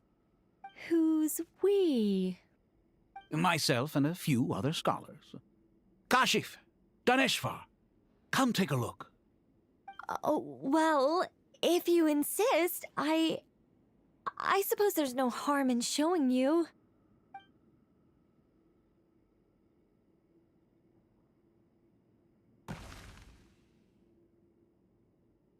Whoa! Where did that come from? Look at the level of detail. It's so lifelike. The squirrel descends from the heavens like a champion, and the earth trembles beneath its feet. What do you think? Striking, isn't it? Kave? Kave, come here for a sec. Oh, and Madame Faruzan, didn't you used to study in our darshan? Come take a look. All right, but hang on a moment. I have to finish reviewing this proposal first. You called? What is it, youngster? This squirrel statue.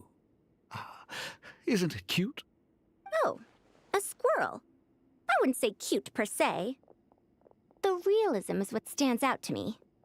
Were you trying to carve a statue of a hero, young lady? Oh, a hero? I suppose so. Actually, I didn't really have a specific theme in mind. I just started working on it, and this is how it turned out. I see. Well, do you tend to read novels about heroes in your spare time? As a matter of fact, I do quite enjoy those. Everyone loves a good tale of daring do, right? Then perhaps this statue represents the heroic tale you long to see deep down inside. Also on the subject of heroism, I feel that if the subject posed with a finger raised towards the heavens, it would lend a greater gravitas to the overall image. I'm sure some would call it cliché or old-fashioned, but not me. I think it would be a perfect fit. It has a certain classical beauty about it. Kave! Sorry, Madame Faruzan, I'm a little busy right now. Don't wait up for me. What a pity. That young man has excellent aesthetic tastes. I was hoping to ask him for his opinion. What a genius idea! Why didn't I think of that? Classical beauty is a great direction to explore. That's it. Once I get back, I'm going to sculpt a heroic squirrel pointing its finger towards the sky. Precisely. A declaration of victory. You understand my vision. Then place the two statues face to face. Yes! That's exactly what I was thinking. It'll be a masterpiece. Miss... I'm sorry. I didn't catch your name. Just call me Nicole. Madame Faruzan, was it? What? Oh, no. That wouldn't be right. Why ever not? Madam is a state of mind cultivated from within. Anyone may call me Madam if they so desire. My dear Miss Nicole, once we make it through these trying times, should we have the pleasure of meeting again, I shall look forward to seeing your new work. In this day of age, it's rare to find people with an appreciation for classical aesthetics. Meeting you was truly a pleasant surprise.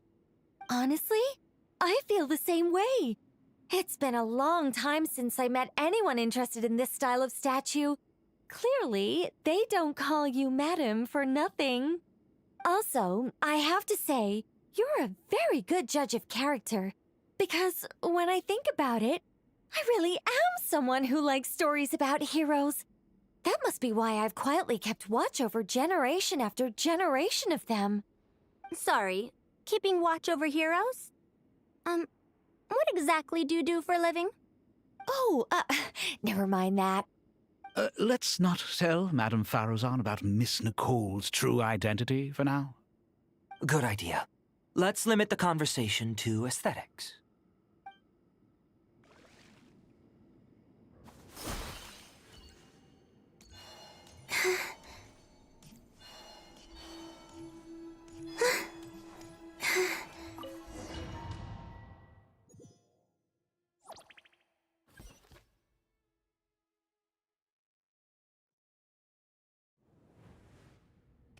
I hope everyone's ready. We'll be arriving at our destination very shortly.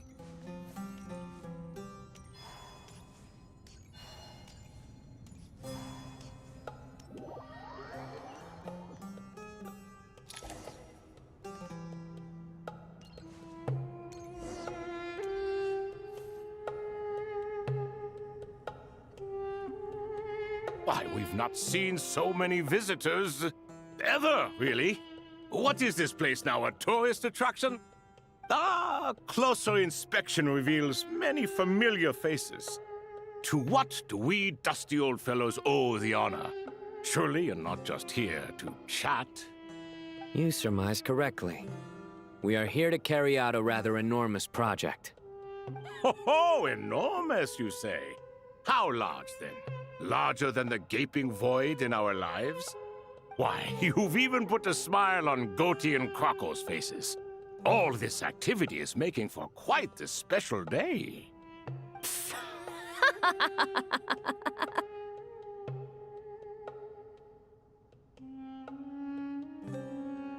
I know that laugh. Lilipar, what on earth are you doing here? Oh, this is hilarious. Turns out good things really do come to those who wait. As long as you stay alive long enough. When did you three get locked up in here? And still you act all high and mighty, putting on a show for the younglings. Truly hysterical. Why, you... Yes, I know. No need to shout. You're right, Lilipar. Goatee, Crocco, and I all have the same problem. But didn't King Deshret seal you away? How did you break free, and how did you get in here? Who knows? Perhaps you can ask my master one day, should you ever get the chance. Behold, the executioners of old. Some have turned into fragments residing in human bodies, and others are imprisoned eternally, leaving not a single shard behind. It's almost tragic, watching lowly prisoners like you act all self-important. Curiosity gnaws at you, doesn't it? Your interest in the outside world threatens to burst you at the seams. Turf. I'm starting to take a liking to this magic bottle lady. Time is of the essence. Let's get down to business. We come to you, O three ancient lords, to request your assistance on behalf of the Academia. If we can help you regain your freedom, then please consider lending us your aid. As for precisely what we need your help with, it's a long story. So, to demonstrate our sincerity, we are prepared to first resolve the problems that plague the three of you. All right, stop arguing, Crocco. And Goatee, don't you start. What's the harm in letting her speak? It's not worth getting so angry about. Forget about her. The 3 questions are the crucial thing here. But do you really have a way to answer them? You once answered the final question, Nefer, but the seal did not open. Unless, with the passage of time, you have found a new answer? You could say so. When you first asked me what determines truth and falsehood, my answer was a liar's soul. Liars are the best at seeing through the falsehoods of the world. But if you want them to tell you the truth, you have to reach their soul. I think that makes sense. I found it quite compelling myself, and I told Nefer so. Unfortunately, it brought us no closer to liberation.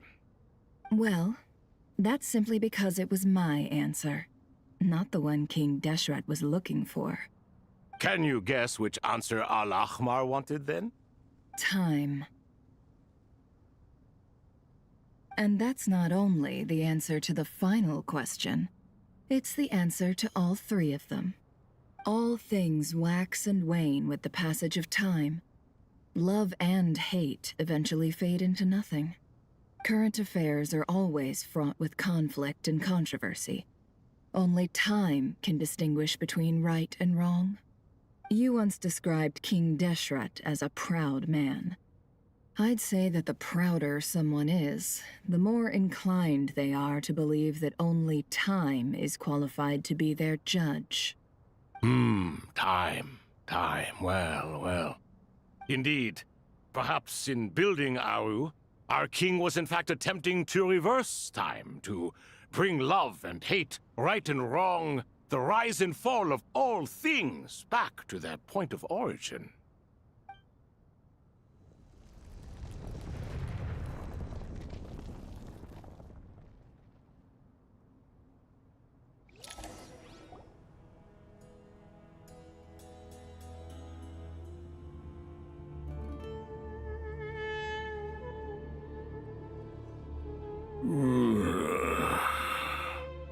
This is the most eventful day I have experienced in a long time. You have my sincere gratitude. Are those 3 of the 7 pillars? Turns out the statues were quite faithful to the source. You 3 seem to be in good spirits. Prison can help a person grow and learn to cherish what they have. Nevertheless, after everything you've done for me, I sincerely hope you never have to experience it for yourself. Hello, Nefer. It's good to see you, Thoth, the Ibis King. Nice. Definitely puts my mind at ease, seeing you 2 getting along so well. Should we maybe introduce ourselves, or... Sure. I'm Sethos, the current leader of the Temple of Silence. This is General Mahamatra Sino, and this is the former Spantamad sage, Cyrus. But I'm guessing none of that means a whole lot to you.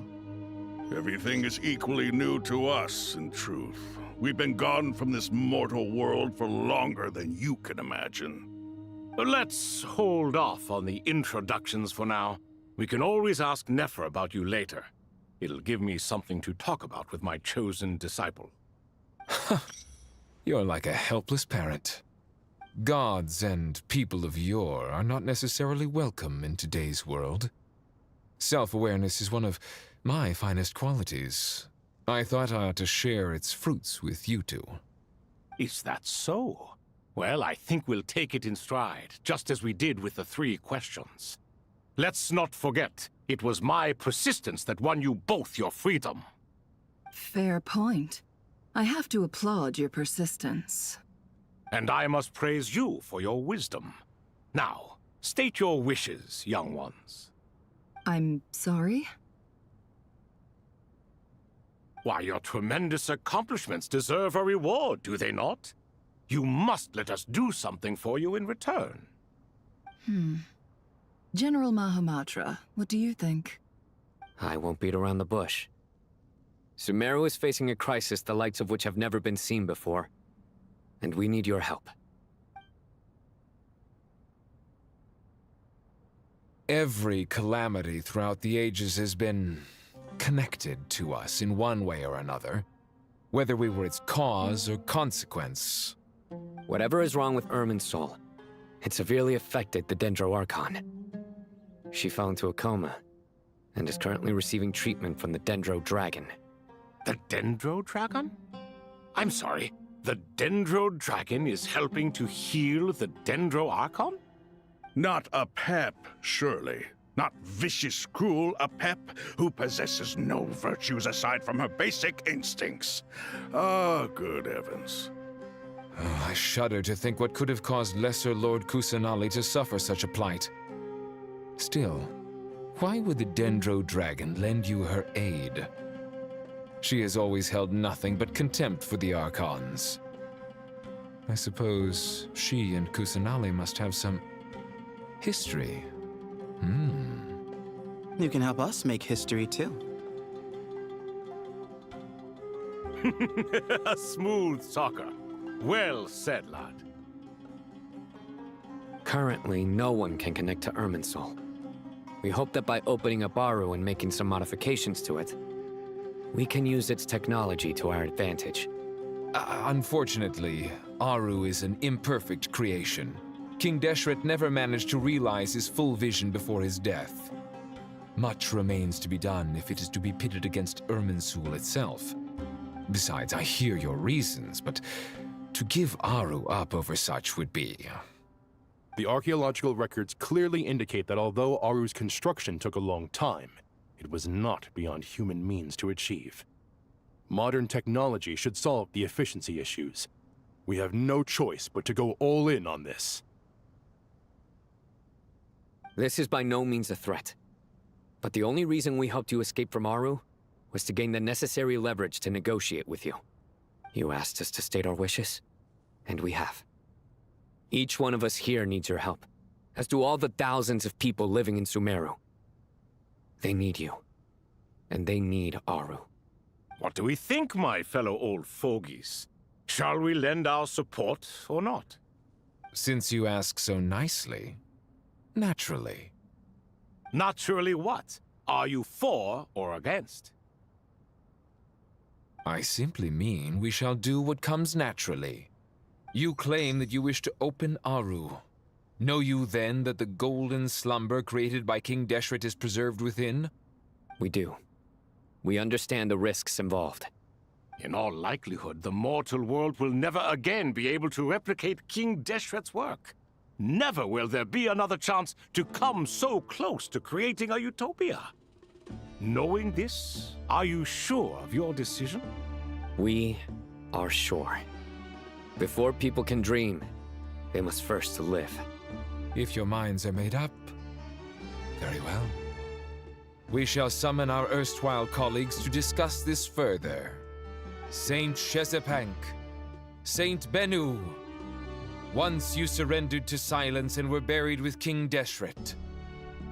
But now, we invoke the right to awaken you with our voices.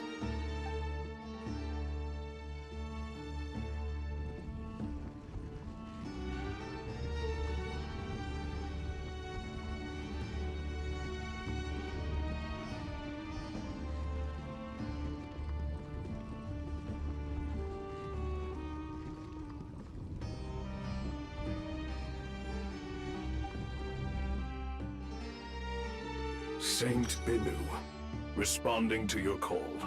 3 kings detected. Initiating autonomous will. Saint Shezbank, responding to your call. 3 kings detected. Initiating autonomous will. Ah, Lord Herreshoff. What a long time it has been. I trust you are keeping well. Then your trust in my well-being has long outlived your physical body. You have always opened with that same phrase, in life, death, and now even beyond. Al-Akmar is long gone. What is the reason for this meeting? You're awake? Good. We are voting on whether to give the people of present-day Sumeru access to Aru and permit them to perform technological renovations. You have the right to support or oppose the motion. Aru is the pride of Al-Ahmar. Opening Aru requires the unanimous consent of the 7 pillars. I hope you have a convincing reason to present to us. Sumeru is currently in the midst of a major calamity. Let us not forget that while Al-Ahmar was a stern ruler, he was also a teacher of wisdom. A god without his people shall cease to exist, and King Deshret's greatest wish was to provide protection for his people. Let us then honor our God King's wishes as we consider our decision.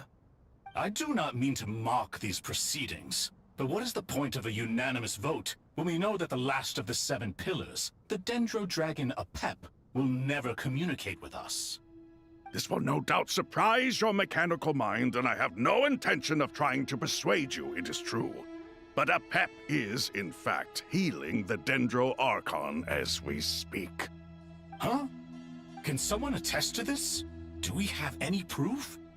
I ask the 3 kings, can any of you vouch for the truth of this claim? Naturally, the Ibis King, Thoth. What? It was Thoth's disciples who revealed the truth to us. We need not debate its veracity. Simply let Thoth bear accountability. That way the rest of us may have a clear conscience. Harishef, you diabolical fiend!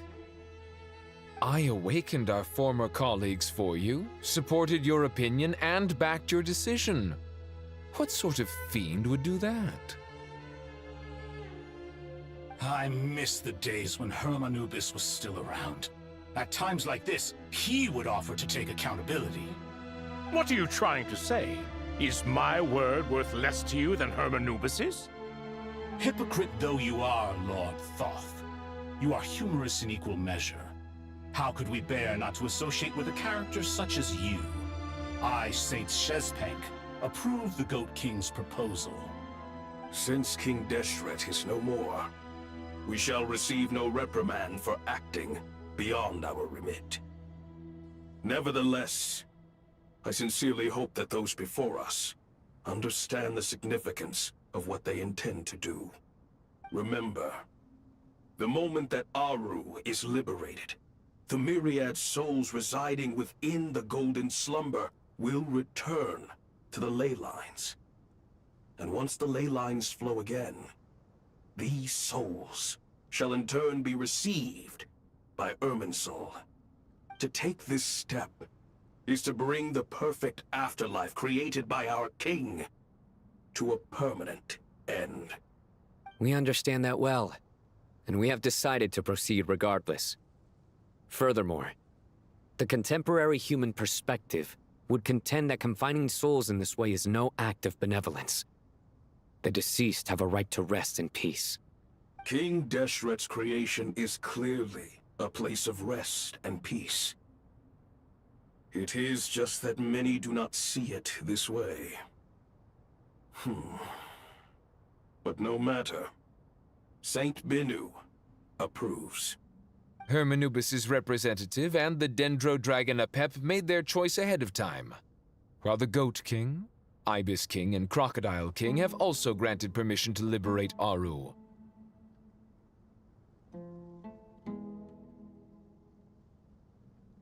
By the grace of His Majesty, guided by his wisdom and will, let the gates of Aru be reopened.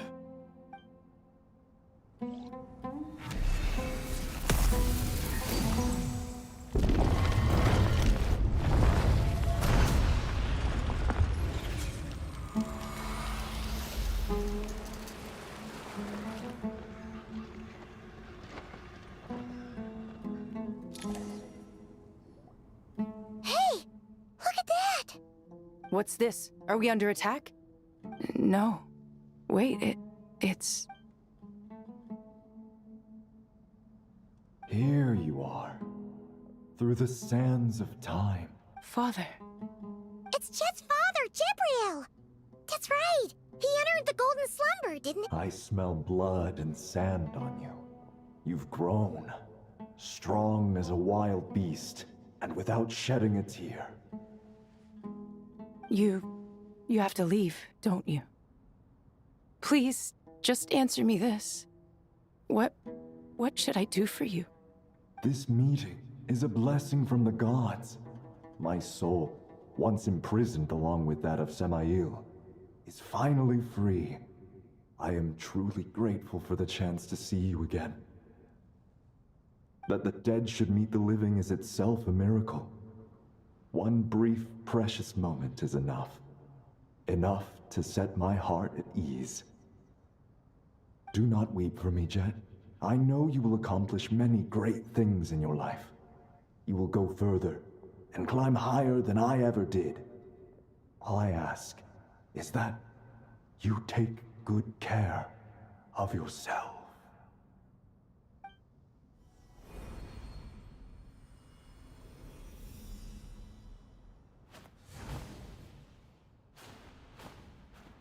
Father! Father! Father. Hey, Jet. Do you want something to eat? Maybe it'll help you feel better. I'm fine. Thanks, Paimon. It was just a little sudden. The chance to see my father again meant the world to me. He was trapped in the golden slumber for our sake. And now, after all this time, he can finally rest in peace. I'm glad. It's a huge relief. You've grown strong, Jet. More than enough to fend for yourself. Yeah. I'll leave the past in my memory where it belongs. My family, the good times and the bad. Goodbye, Father.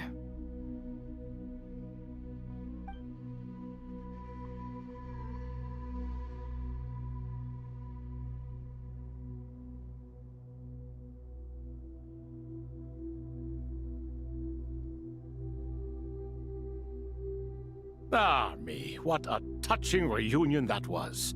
It seems we did a good deed today. We three retainers, once imprisoned for our iniquity, are surely the least qualified to judge whether this deed is good or bad.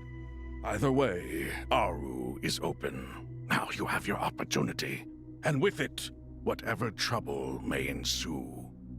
Although Aru was created by a god, human craftsmanship was nevertheless required to build the gate that connects it to this world.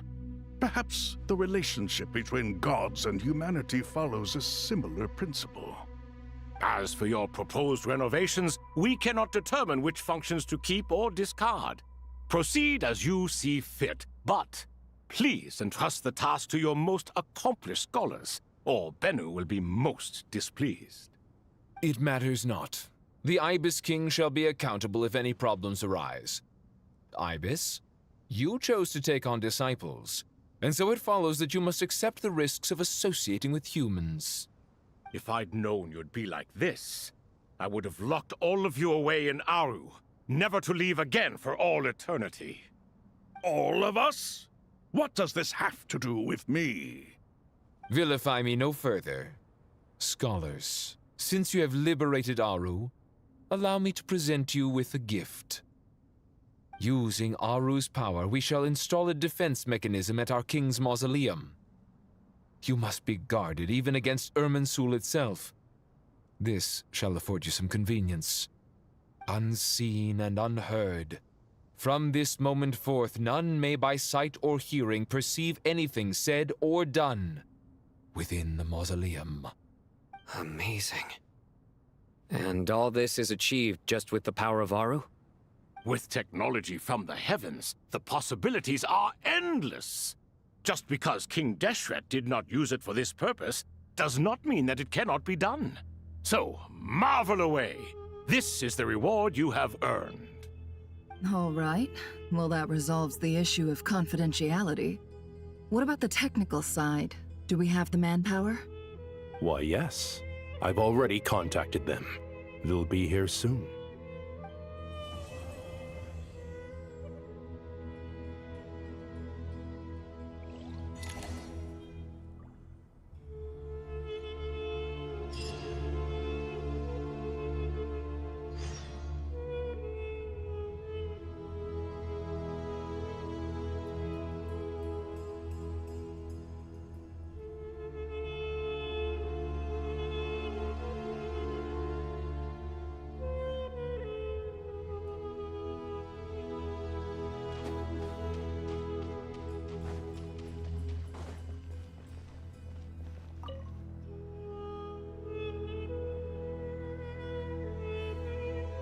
You must be the ones tasked by the Academia with renovating Aru?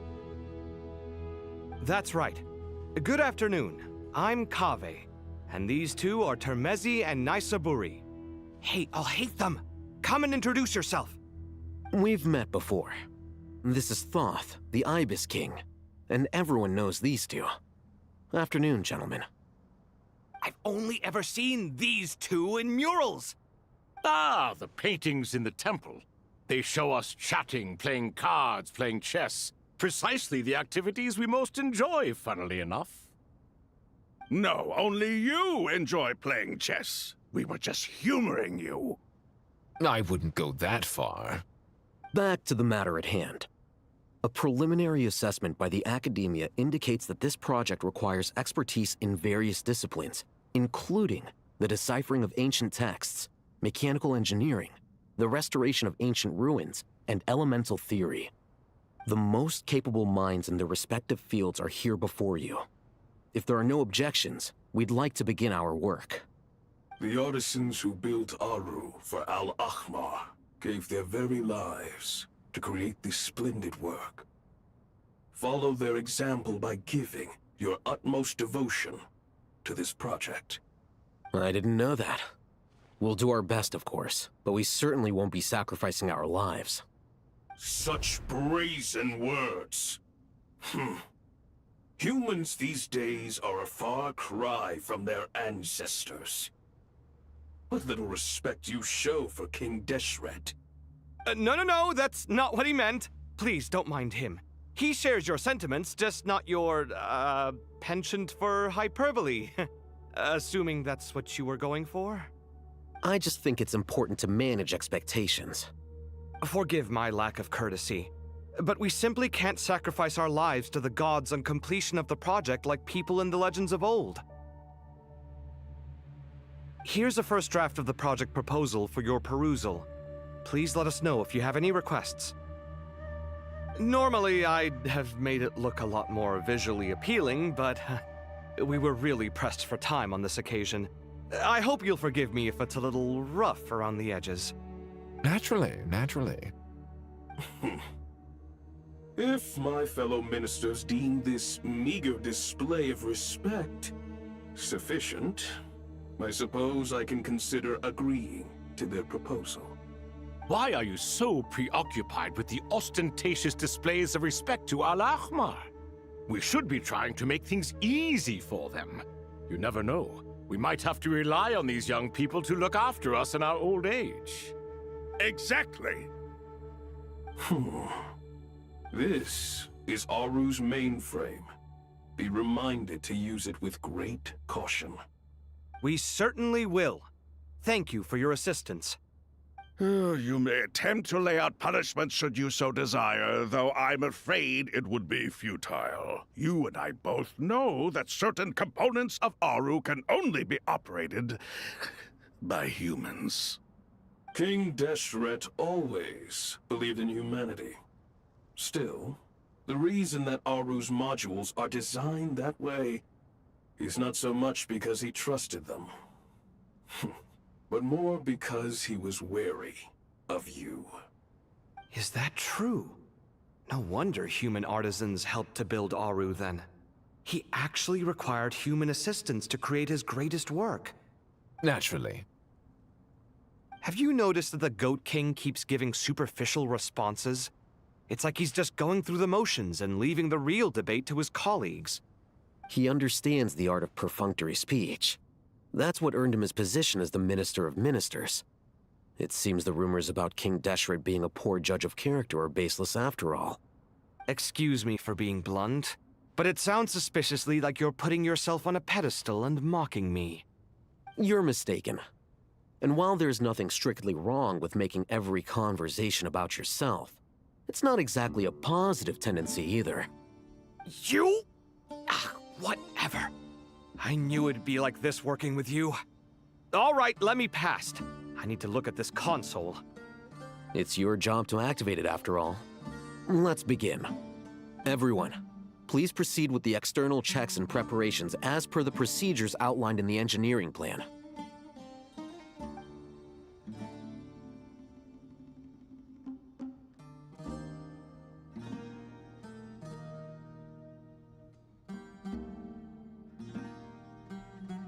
Hello there, youngsters. Whoa, the Ibis King came to life. What do you mean, came to life? I've been alive the whole time.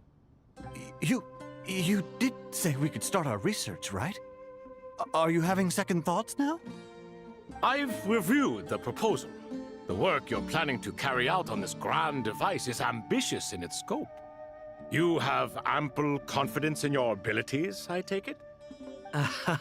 I wouldn't say I'm feeling hugely confident, but given how bad things are, I'd rather at least try something than sit around waiting to die. You are the top scholars of your day. I trust you are aware that there are countless links between Aru and the Akasha? Aru and the Akasha? But... I thought the Akasha was the Academia's greatest technological accomplishment, created years ago by the Dendro Archon to help her people access knowledge. And you too? Do you not know either? You've read the instruction manual, right? You tell them. An instruction manual? The Akasha has an instruction manual? The Dendro Archon is a kind and thoughtful god indeed. It used to sit on a shelf in the corner at the House of Dana. Not the most popular read. If the manual is to be believed, Aru was in fact the original inspiration for the Akasha system. What? But there are so few records about Aru anywhere. And practically none of the scientific expeditions into the desert had anything to do with it. Ah, but this is something you could not possibly have known. You may have heard many stories about the desert, but what is the most important aspect of history? Consider this a quiz. Anyone from Vahumana present? I'm from Vahumana. It's, well, veracity. Precisely. And a large part of veracity is the chronological order in which events occur. I may as well tell you. In the beginning, Nabu Malikata, the goddess of flowers, descended upon Sumeru. The glory of the heaven was within her. She brought life, oases, and knowledge to this land. Then she created the Jinn, enlightened them, and ordered them to serve her. Two other gods also walked upon this land where wisdom flowed in abundance, and the three met beneath the great green trees. It was the first and greatest alliance. We should speak with reverence of this covenant between the three, which transcended both time and life. For they promised that in Sumeru, wisdom would be shared with all. All the great changes in Sumeru's history began with the goddess of flowers. For King Deshret's sake, she pried into the secrets of Celestia, and for this was burned to ashes by the flames of wrath. So grieved was King Deshret by her passing that he lost all interest in state affairs and devoted himself instead to the knowledge that she had brought back. It was after learning of the technology from that floating island in the sky that he first conceived of Aru. And so, the Akasha was inspired by Aru, while the basis for Aru itself came from Celestia's technology. Well, if the two share a common technological origin, then connecting one system to the other is an entirely feasible idea. Unbelievable. Have you no reverence at all for celestial technology? No, I do, but there's no time for that. The schedule is too tight. Blame it on the deadline. Perhaps you could try coming up with our cutoff dates. You know what it's like having to turn around 5 different drafts in one day? I wouldn't wish it on my worst enemy. Yeah, also, Sir Ibis King, you don't plan on getting directly involved at all, do you? Yes, well, you strike us more as having come to give a popular science lecture. Or, wait, does this count as more of a first-hand witness statement? Neither. Anyway, this sounds like far too much work for me. Still, if Aru is so powerful, why didn't King Deshret use it for more ambitious ends? Because it was never fully completed. King Deshret had grand plans, but he perished before they could come to fruition. In the beginning, his wish was to create something that could rival the very world itself. The Lord of Flowers sacrificed everything for that ambition. What he desired, she bestowed, and thus was knowledge brought into the world. Her courage and sacrifice had to be honored with the most splendid of monuments, or King Deshret would surely have deemed it a grave injustice.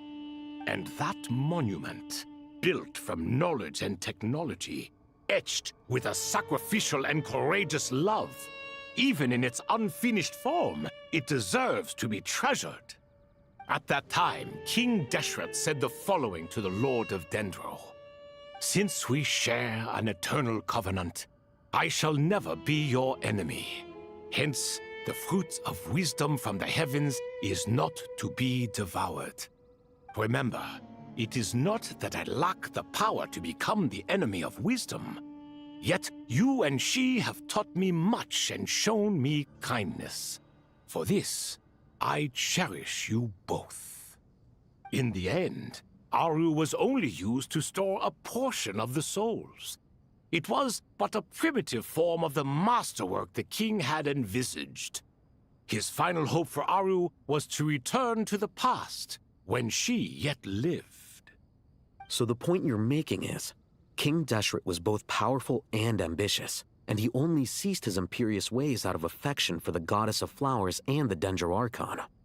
You could see this as an act of mercy, but you could also see it as the sentiments that lay between these three gods placing constraints on him. This was, after all, the foundation of the alliance between them. This explains why Aru was both a prison and a monument, and why the answer to the three questions was time. You have to be careful who you get involved with, or you invite all manner of misfortune. This is as true for gods as it is for humans. Love is the same. It is both a prison and a monument. All right, let us pause the story here for now. Seeing as you've been so diligent, I'll offer a little help. Who's in charge again? Is it you two? Ah, yes, me and him. Now then, close your eyes. Wisdom hides in the space between the tangible and the intangible. It is to convey the incommunicable through the simplest of mediums. By the power of King Deshret, I shall grant you a glimpse into the unseen secrets that lie at the threshold of existence.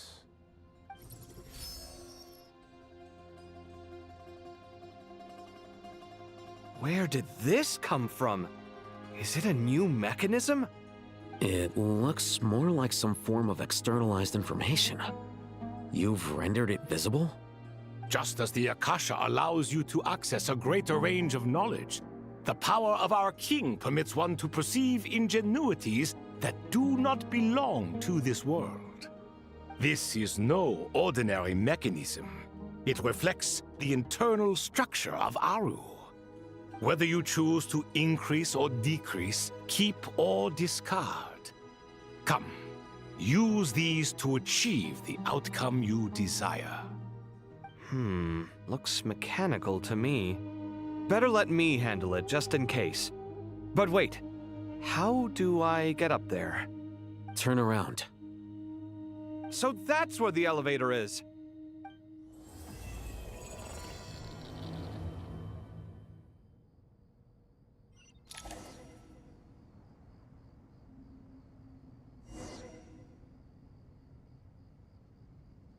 Yeah.